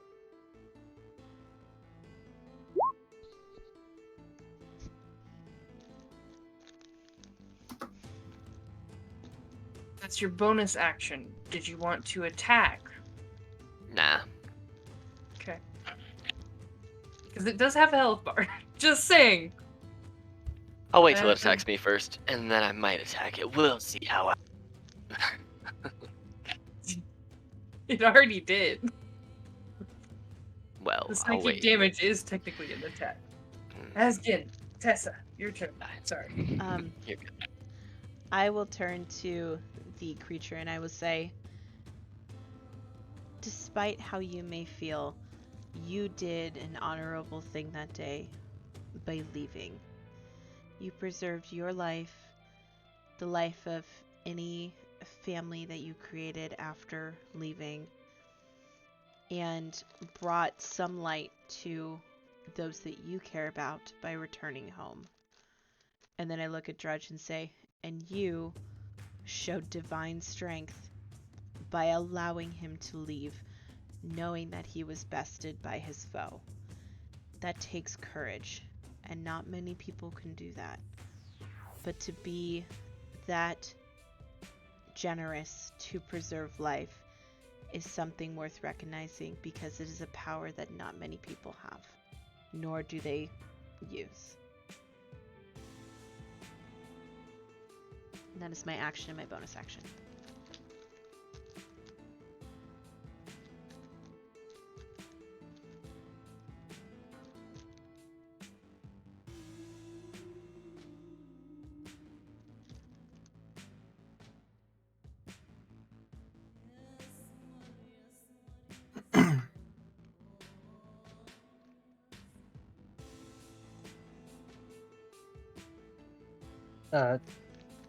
Shadowin, you're muted. Yeah, you're muted. Dang it, I did a whole monologue and everything. I was like, was that not good? Do I need to go again? Can I hit a redo? Like, Okay, yes, that was beautiful. Roll that 2d8 psychic damage. And yes, he can roll the 1d4 plus 2 health.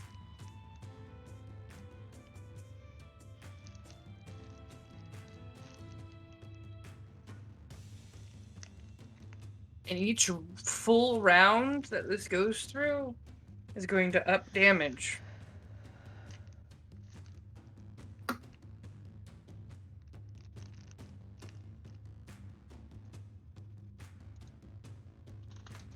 Okay, it's my turn. Yes, it is. I turn to Zarin And I tell him I respect you, sir, and honor your decision when you ran away, and hopefully one day we'll meet again, but on good terms, along with your family. And that's where I'll end my turn. Victor.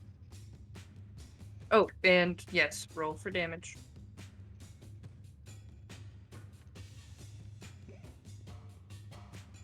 So for my bonus action, I turn to Drudg and saying, as soldiers, we were raised and trained to show no mercy, that the enemy deserves nothing but death. But it takes a true leader to know that that is not always the case. That many who fight deserve life, deserve to be shown mercy, so that they too might take that mercy back. It is not weakness, as Tessa says, it is your greatest strength.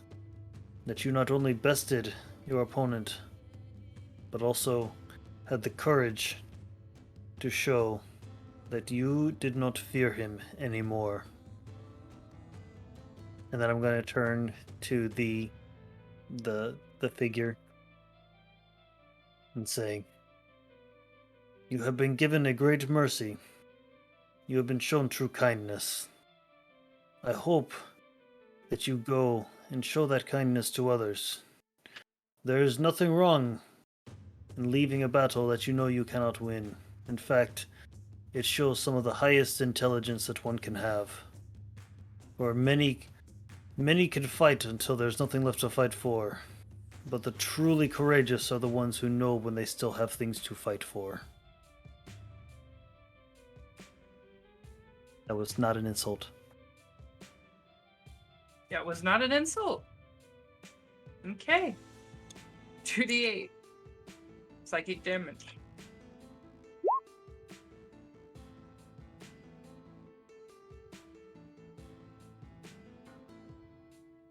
And yes, you can heal. 1d4 plus 2.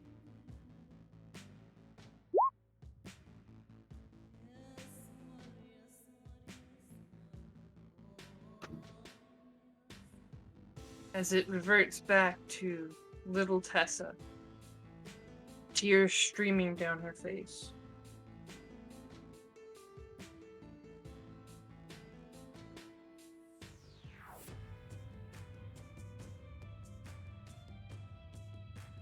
You could do that then. What worse can you do now?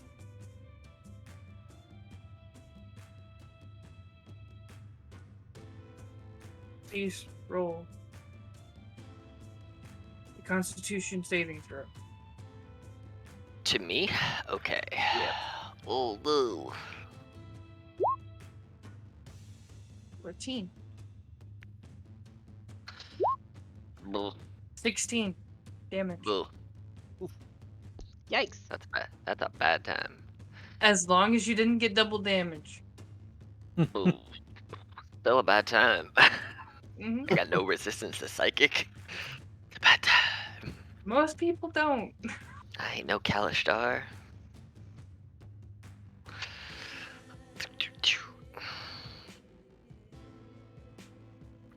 Speaking of which, it is now your turn.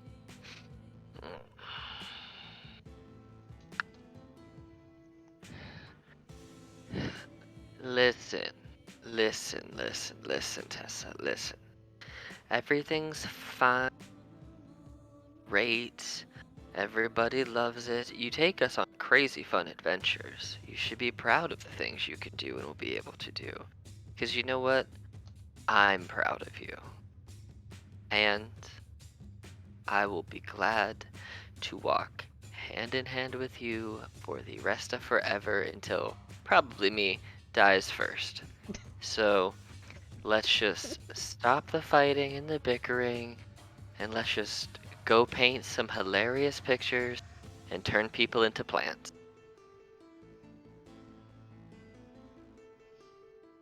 Roll your 2d8 plus.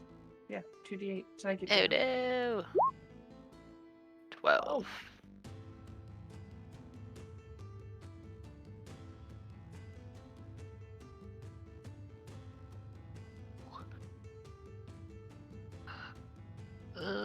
I can't heal myself, unfortunately. Uh, I believe in myself so much. Because I am the greatest. Just I start can do breaking. this. It's my turn. It's my turn. Tessa, your turn.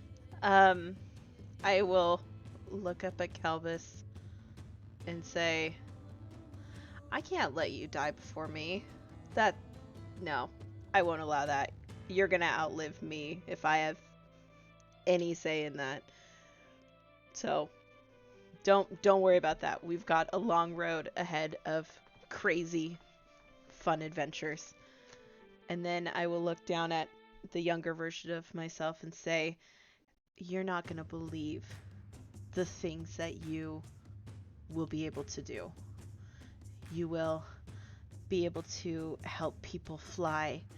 You will be able to help people run super fast. You will be able to grow people to large sizes. You will play music, you will dance, you will sing.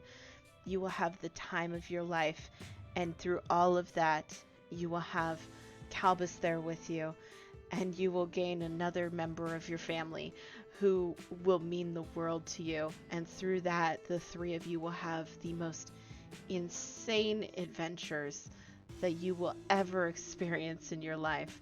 And the three of you will walk hand in hand, arm in arm. And if you have to go through hell and back again, you will, because that's what families do. As you finish that, give it the damage, and Kalbis, you can heal 1d4 plus 2.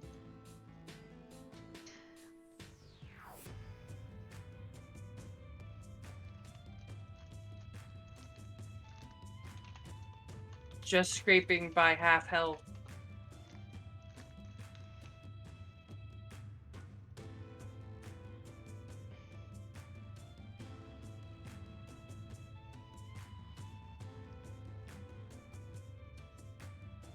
Your turn.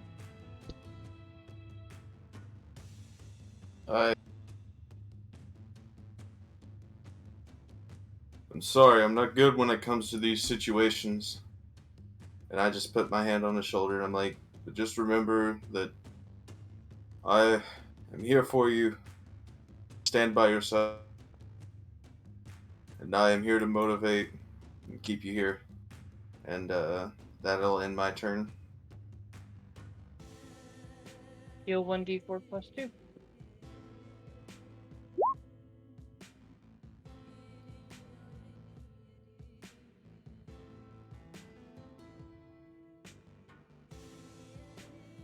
Sure. I turn and look at the small Tessa. Say, I have not known you long, but I can tell you that you grow to become a fantastic dragon chess player, soon to be a master. And you have taken us on many amazing journeys and shown us the beauty and the depth of your wild magic. You will flourish, and you will flourish alongside Kalbis, two inseparable forces, careening wildly through magic and paint.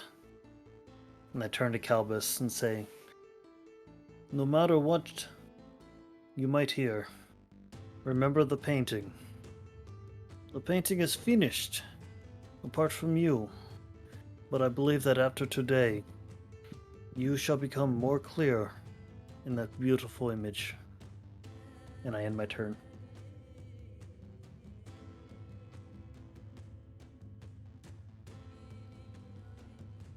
Roll for damage. as it swirls and smokes. Your friend's back, grasping for your shoulder.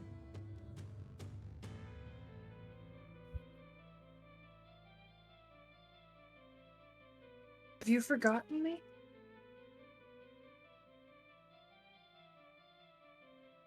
Am I too far in your past now?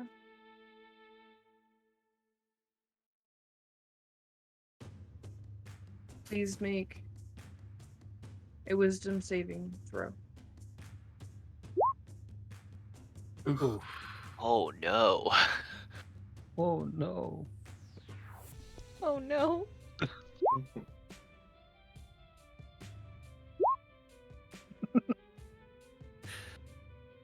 Roll that beautiful damage. I don't know what your life is because I can't see your bar.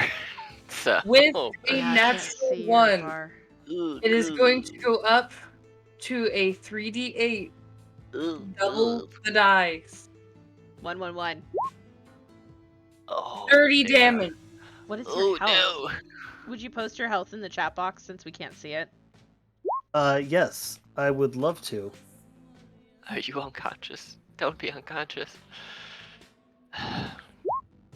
Oh. Oh my god! Hanging on by the skin of your teeth, man. Okay. Okay.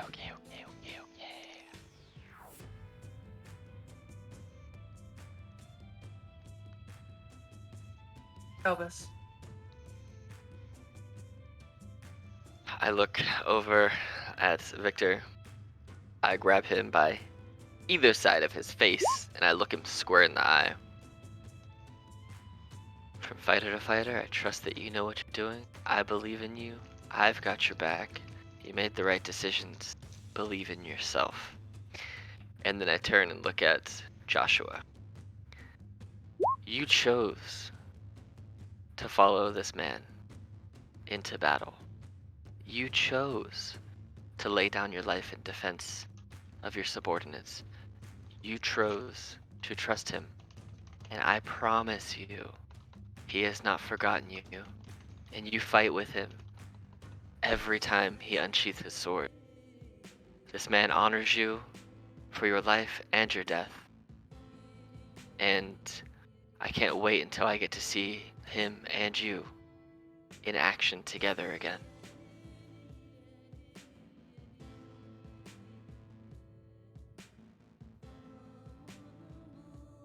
Still 1d4 plus 2. Roll for damage, Kalbis.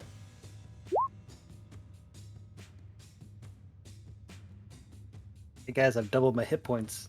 Oh my god. Oh my god. Oh my god. Tessa! Tessa whirls around facing Victor, and as Kalbis's hands leave his face, Tessa's hands take their place. And she breaks his gaze from Joshua to her and says, the amount of passion that you had behind saving your village, don't ever lose that. The amount of love that you have for Joshua and how much he means to you and how you carry and honor his memory through your lifetime, do not ever lose that. That is something that is treasured, and that is something that is loved, and that is something that will help you through the hardest and darkest of times. He is still there with you in spirit and will always be there. Don't ever forget that. And then I will turn to the creature and point directly at it and say, this man's love for you knows no bounds, and you will always remain in his heart.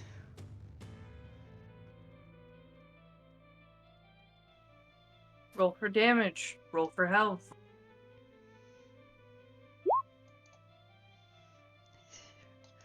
Oh, it double rolled. So 11. Okay.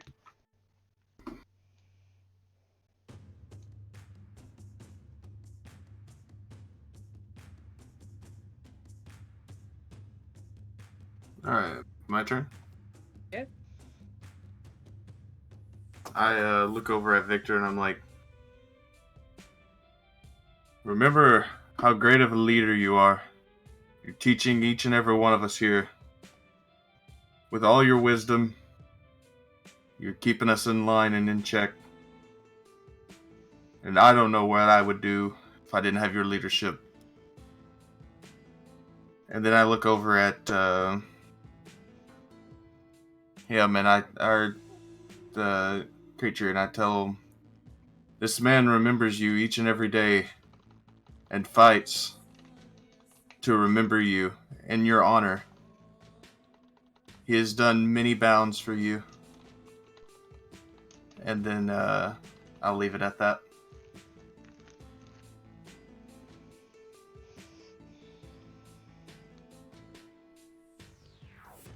What would you like to say to your friend?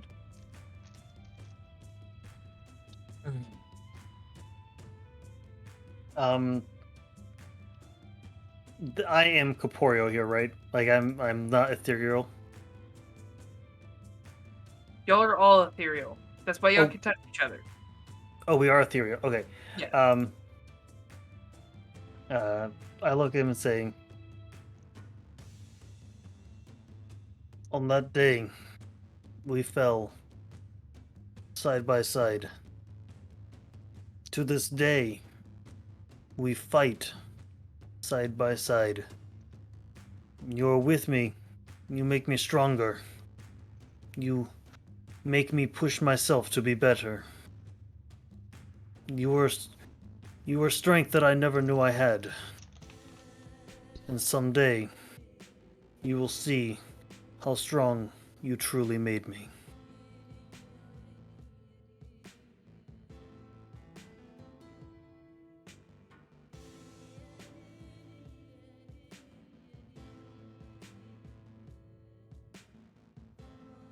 Turns ends. Roll for damage.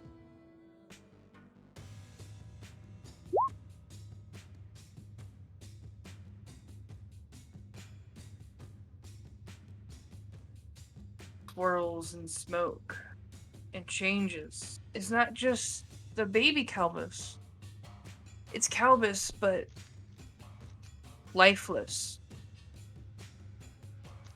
No pulse. No eyes. With a gash going through his face and his chest, gasping for air. Please roll me an intelligence saving throw. Oh no. That's not awful.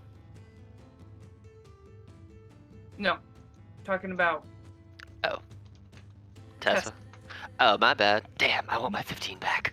Give it for later. Give it for later when I need it. Better than my 0. Hey, it's a +0. I'll take that 15. 12.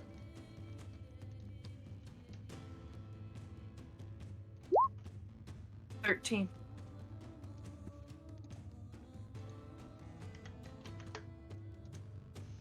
Okay. Now, Kalbis, you can roll after you make a monologue. Oh, I got a monologue. So I see myself on the ground, huh? Dead. Dead. I look over. See, Tessa, this is what gets the ladies. These scars, see, this is what I'm talking about. Maybe not the death part, but like the cool, brooding, scar of war kind of gentleman. That's my soon-to-be aesthetic. Also, me, don't die. I don't want to die. That's inconvenient. I mean, let the old me die, but not the new me. The old me, who doesn't like to paint, who insults their friends, who thinks that thinks that everything in the world is out to get them. It's not. Just let it all go. Trust in your friends. And be happy. And paint. Hilariously bad things, and then good things. It all works out in the end. That's my turn. Okay.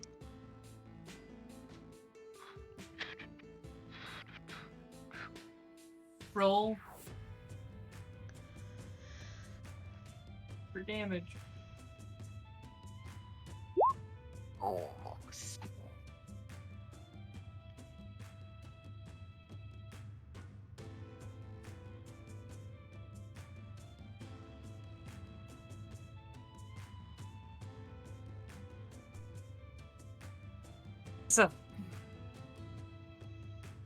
7. So, seeing this image does shock Tessa a little bit. But instead of stepping away, she steps to the illusion and wraps her arms around his neck and presses her face against his chest and very quietly says, I know this isn't real, and I know it's not you, because I would never let this happen to you. This will never happen to my tan.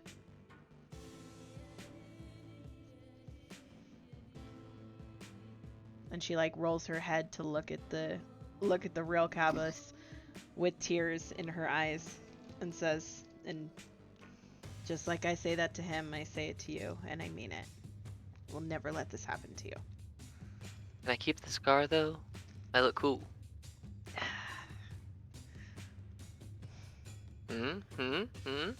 Roll for health. Yeah.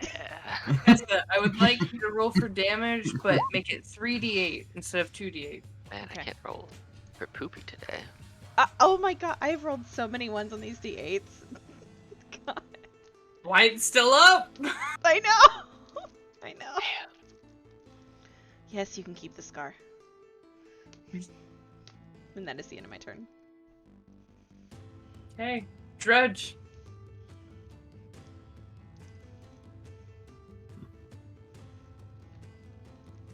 Oh man. I'm starting to lose my mind here. It's getting late. I look over at Kalbis and like, this man, he looks dead. I need to let this one go. And I'm like, you've looks like you're the better man. And I leave it at that. Is that technically an insult? I have no idea. I'm losing my mind at this point. Okay, I'll consider it a compliment. I think I was complimenting him. I wasn't even talking to the creature. Okay, you can heal. No damage given. Woohoo! I don't even know. Hey! Victor, your turn.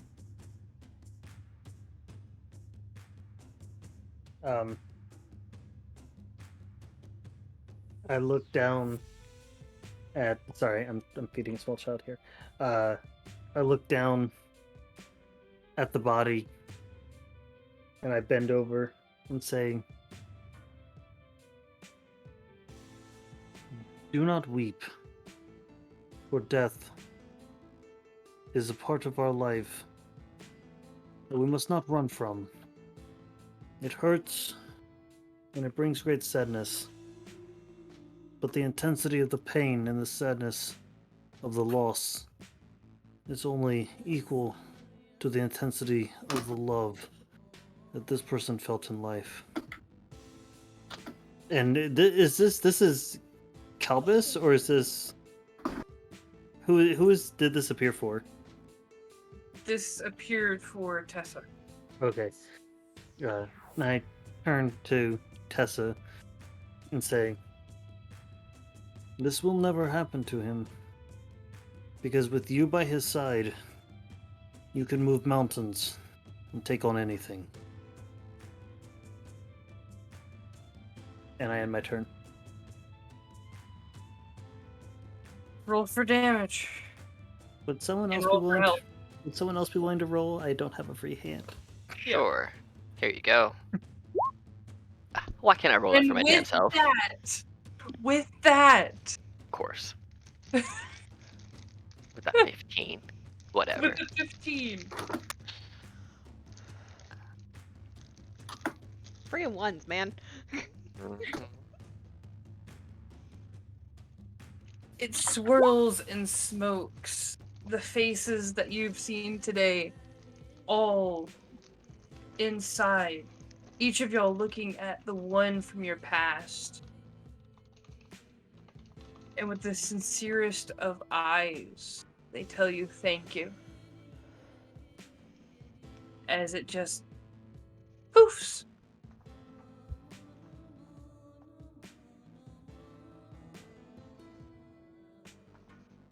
Tessa instinctively braces herself for a wild magic surge. And you may... Nope, you can't do any magic on this. I Nope. almost did my own rules. Nope, can't do that.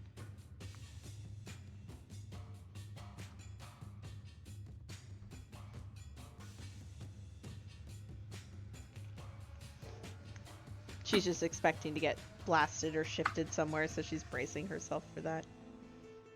Yes, exactly. Give me one moment and that will be happening. I need to disappear here for like 2 minutes. I'll be right back. Okay. As y'all go into the void. The void. The void.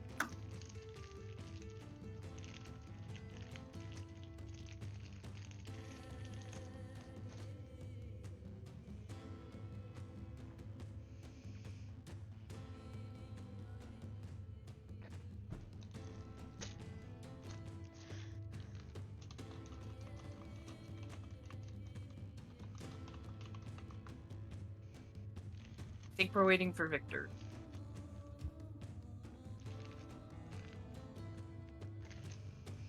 As we get back into the void, I will look at Drudg to ask a question and stall for time. How are you feeling? You feeling okay? Yeah, I'm fine. Are you sure? Yeah, I'm fine. Okay. Kalbis, you okay? I'm just annoyed I couldn't use my sword. But yeah, I'm fine. You Oh shit, there's a giant spider on my wall in my house. It's like the size Kill of a it. sword. Kill it. Kill it. I looked at him like, what's that? I look at the spider. Sorry. What? Alex is actually a druid. That's his. No, he's a ranger. That's his animal companion. The spider does not pay for rent. Kill it. I'm gonna send you all a picture of it first. Just because if I have to see it, you all have to see it too. Glennon Theodore? Is that what you named the spider? You can't name a spider that's not in your house. You're right, I can't, but look how big this thing is compared to the poster above it. I put it in current game thread. Wow, that's a decent sized little guy right there. It is sizable. Use a boot. Kill it. I mean, Do you have fire? I do have hiking boots. I'm not gonna set my house on fire. I mean, I am gonna go kill it though, so I'll be back in a minute.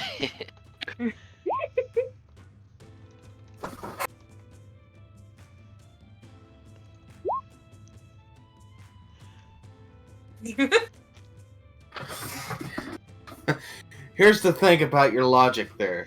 You say, no, don't kill it because it eats mosquitoes. But mosquitoes eat me, and if a spider eats mosquitoes, then therefore spider can eat me. So. I think this is probably pretty solid logic here.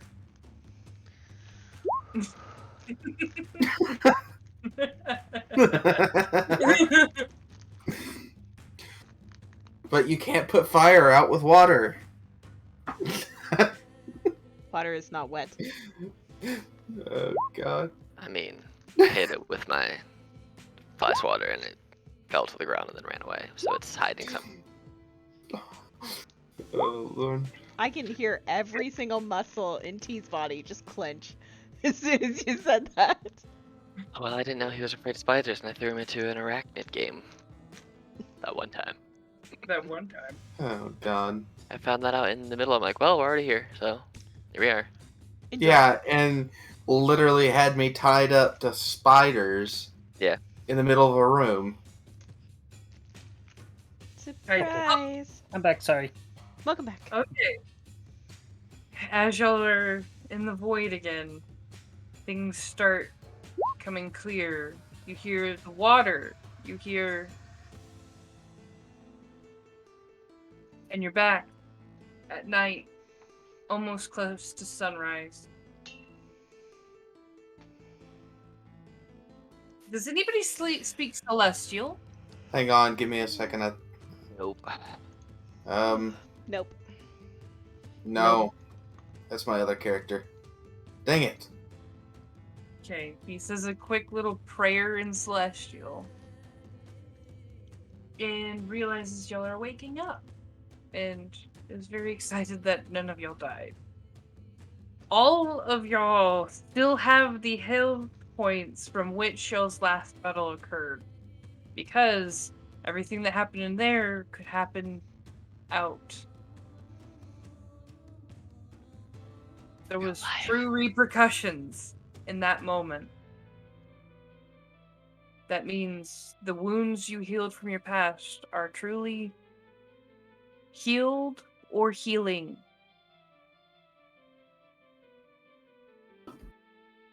Cinder, I'm glad you're back.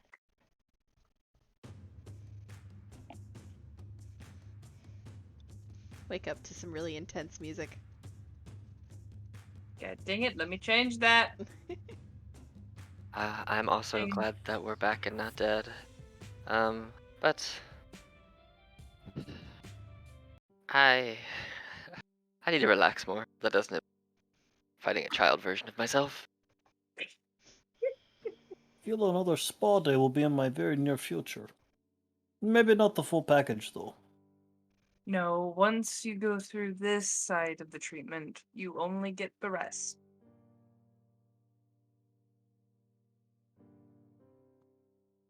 As in, like, if you ever try to do a spa day, he will not take you to the cherry blossom tree. I would hope so. That other part was far more relaxing, but I can see how this is very much soothing to the soul. As he pulls from his back a tray of cookies. Victor quickly takes one. Kalbis too. I'll take a cookie.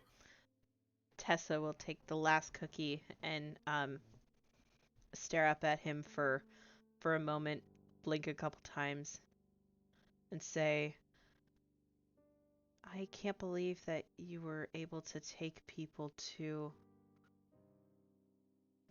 that realm. I've only seen glimpses of it, but that's exactly where my wild magic comes from. And how it looks to me. I can't believe that you can take people there and have it be so peaceful. Within the chaos, there is a peace, but you have to realize that it's there to begin with.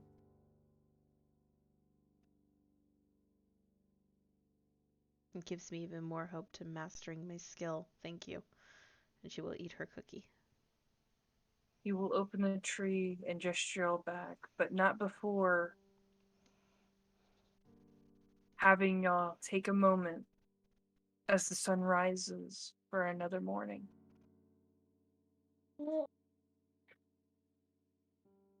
With the cherry blossom tree above everything, you see the sun slowly touch every piece of life.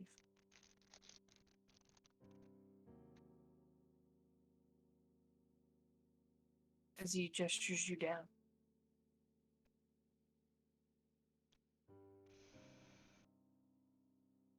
To the reflexology reflection place.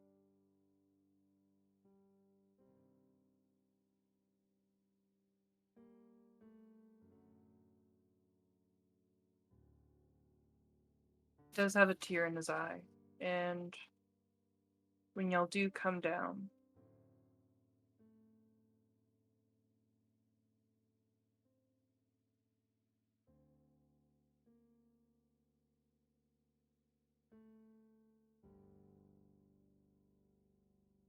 he has tears in his eyes.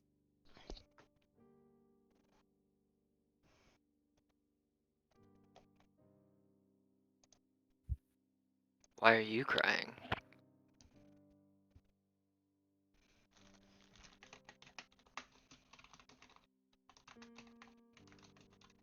Every time I help y'all, the people that come here, truly help.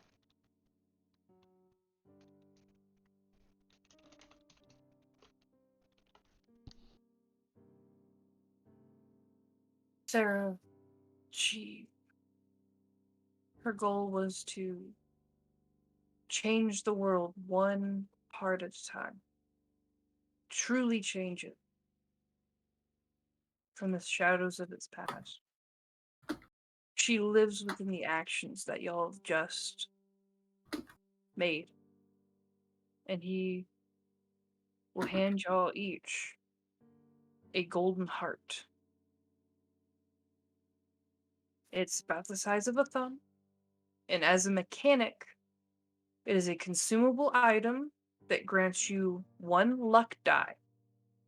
Once the luck die that is consumed for a one-time use, it reverts to an amethyst worth 300 gold. What's that called? Called the Golden Heart. If anybody ever goes through this and chooses to not change their heart, they will get a Heart of Shadows, which is a golden heart but paused for the moment that their heart truly changes. Then they can finally use the consumption.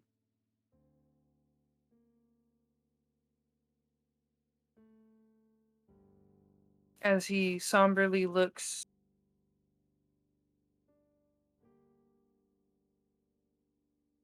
at the headstone.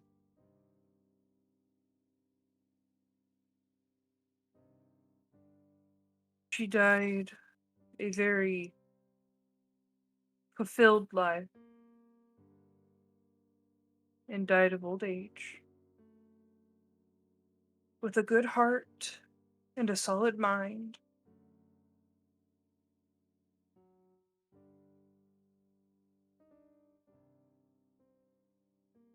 If anybody would like to make a perception check on the headstone. It has to be high. Nah, oh god, okay. There it So is. Tell me your secrets. natural 20. With the natural 20. From the year today to now. It was 200 years ago. The date is carved into the headstone. And he's telling you this like it just happened yesterday.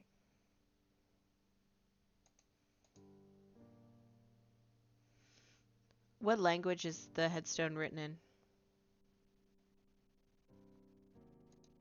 Draconic.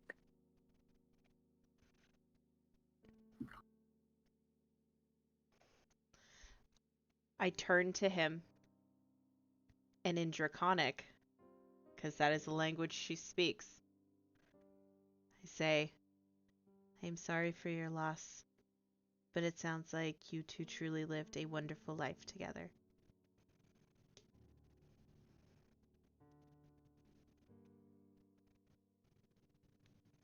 We did. I live for her now. Does he answer back in Draconic, or does he answer back in Common? Yeah, she's back in Draconic. But more fluent than he does in Common.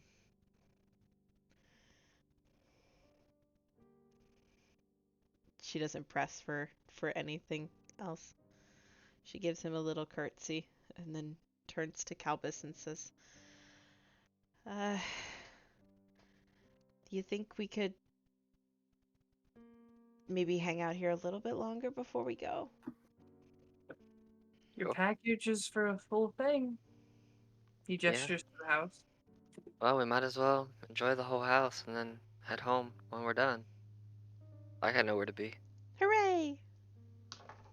He hands y'all tickets for whenever y'all want to vamp back, but he says, I'll dismiss myself to my office. And he goes in, kind of cracks the door, and takes the sheet off the mirror and just stands and looks.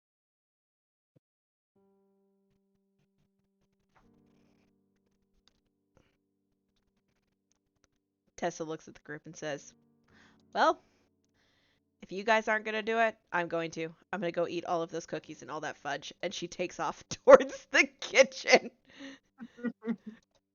Just sprinting towards the kitchen as fast as she can. You see Victor run towards the back, and then all of a sudden you see an echo appear inside, and then he just sort of teleports in and beats you there by 2 seconds. Hey, cheater! I'd take off my shoes and just soak my feet in the water. I hate to bounce, but I have a baby who's about to be on the verge of crying here. So, thank you so much for an amazing session. This was truly fun. I'm sorry it ran a little late for you. No, that's okay. That's okay.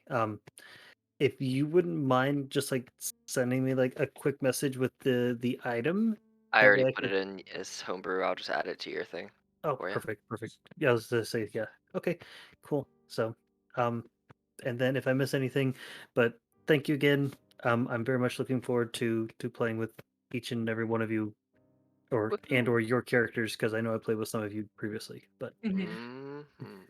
have a wonderful night, guys. I will catch you all later. Bye. Yeah. Bye! Does Drudge peek in or let Yeah, I'm himself peeking know? in. Okay, do you want to roll a perception check? With advantage, because you're... Yep, give me a second. So, perception. Well then. Roll it good. Do it. Believe in you.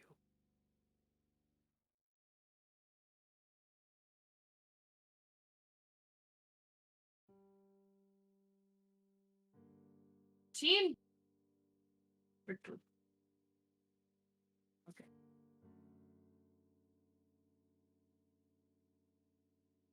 The 7 or 14? The 14 wasn't his. The 7 was Drudge's. So Drudge, you get to roll it again because you had advantage. Yeah. Oh, I have advantage? Oh. Yep. Yeah. 13. You see something that is not Cinder in the mirror.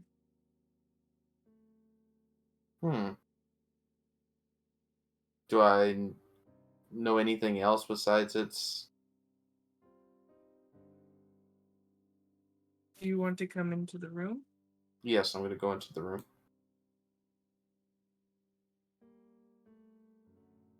room. I guess since I've already made myself known by coming into the room, I'm going to ask him if everything is okay. He sees that it's futile to cover the mirror, but...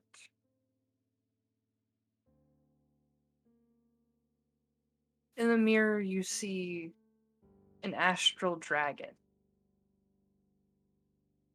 But Cinder turns to you in human form and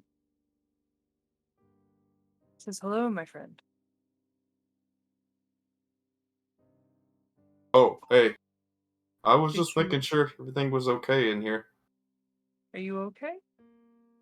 Yeah, I just seen you in here, and it looked like you were in some deep thought, looking into the mirror, and I was just wondering if everything was okay. In the reflection and not, you see he has puffy, watery eyes. Thank you for checking up on me. Problem. you helped us out, and I feel like, if anything, I should ask, and make sure that you're okay.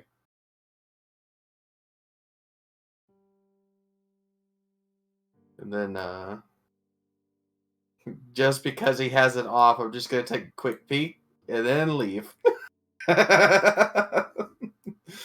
Oh god. Peek. Yeah, I take a quick peek in the mirror to see myself as the wearer hat again, and then just immediately leave.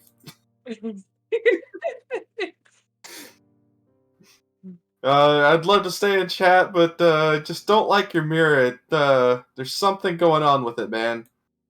There's something going on with it. You can't deny it now. What do you mean?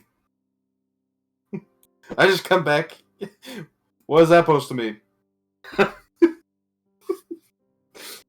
Oh god. You can't deny your true self any longer.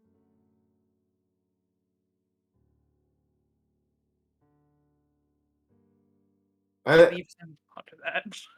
I don't even know what you're talking about. Drudge doesn't even know what you're talking about. I'm going this way. I'm gonna go eat fudge. Guys, he's talking nonsense in there. It's fine. Come eat fudge. I'm coming to eat I'm not- fudge. He's trying to get all spiritual on me. It's fine. Have fudge. And she like pushes a half-empty container to you, and then grabs a container of brownies and pulls it. This is how we're spending the. This is how you spend the rest of the day at the spa. We're just eating nonstop fudge. Great. Oh, love it. All right.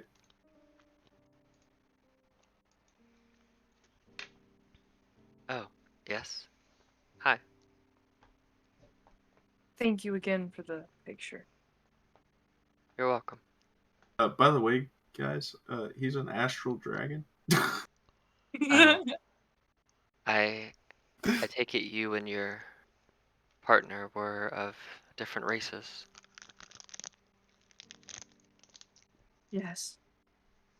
Doesn't mean the love wasn't true. No, it just means it's not as long as I'm sure you wish it was. Which is sad. But you're doing a good thing here.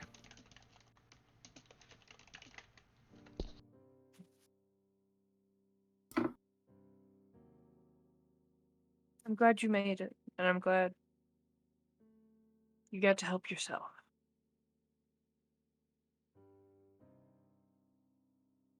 I appreciate it. I'm going to relax out here for a little while and then go home and try and finish my art. You do that.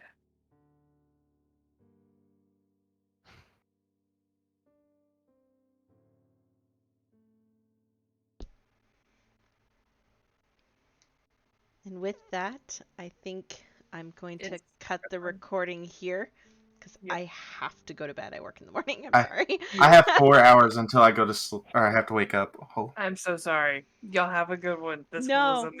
No, it was a blast. it was Thank- fun. Thank you, Lauren. Again, as always, happy to have you back playing and DMing in the DDG. This is an amazing concept. I can't wait to see more people go through this. Yeah, absolutely loved it. To all the players, thank you for your fantastic stories. That was super fun to get an insight into everybody's kind of like little secrets and building that foundation for your characters to be able to move forward. Lauren, genius idea. Very blessed that you allow me to be involved with this, so thank you so much. But for now, everybody say goodbye to YouTube. Bye, YouTube. Bye, YouTube. Happy dungeon delving, everyone.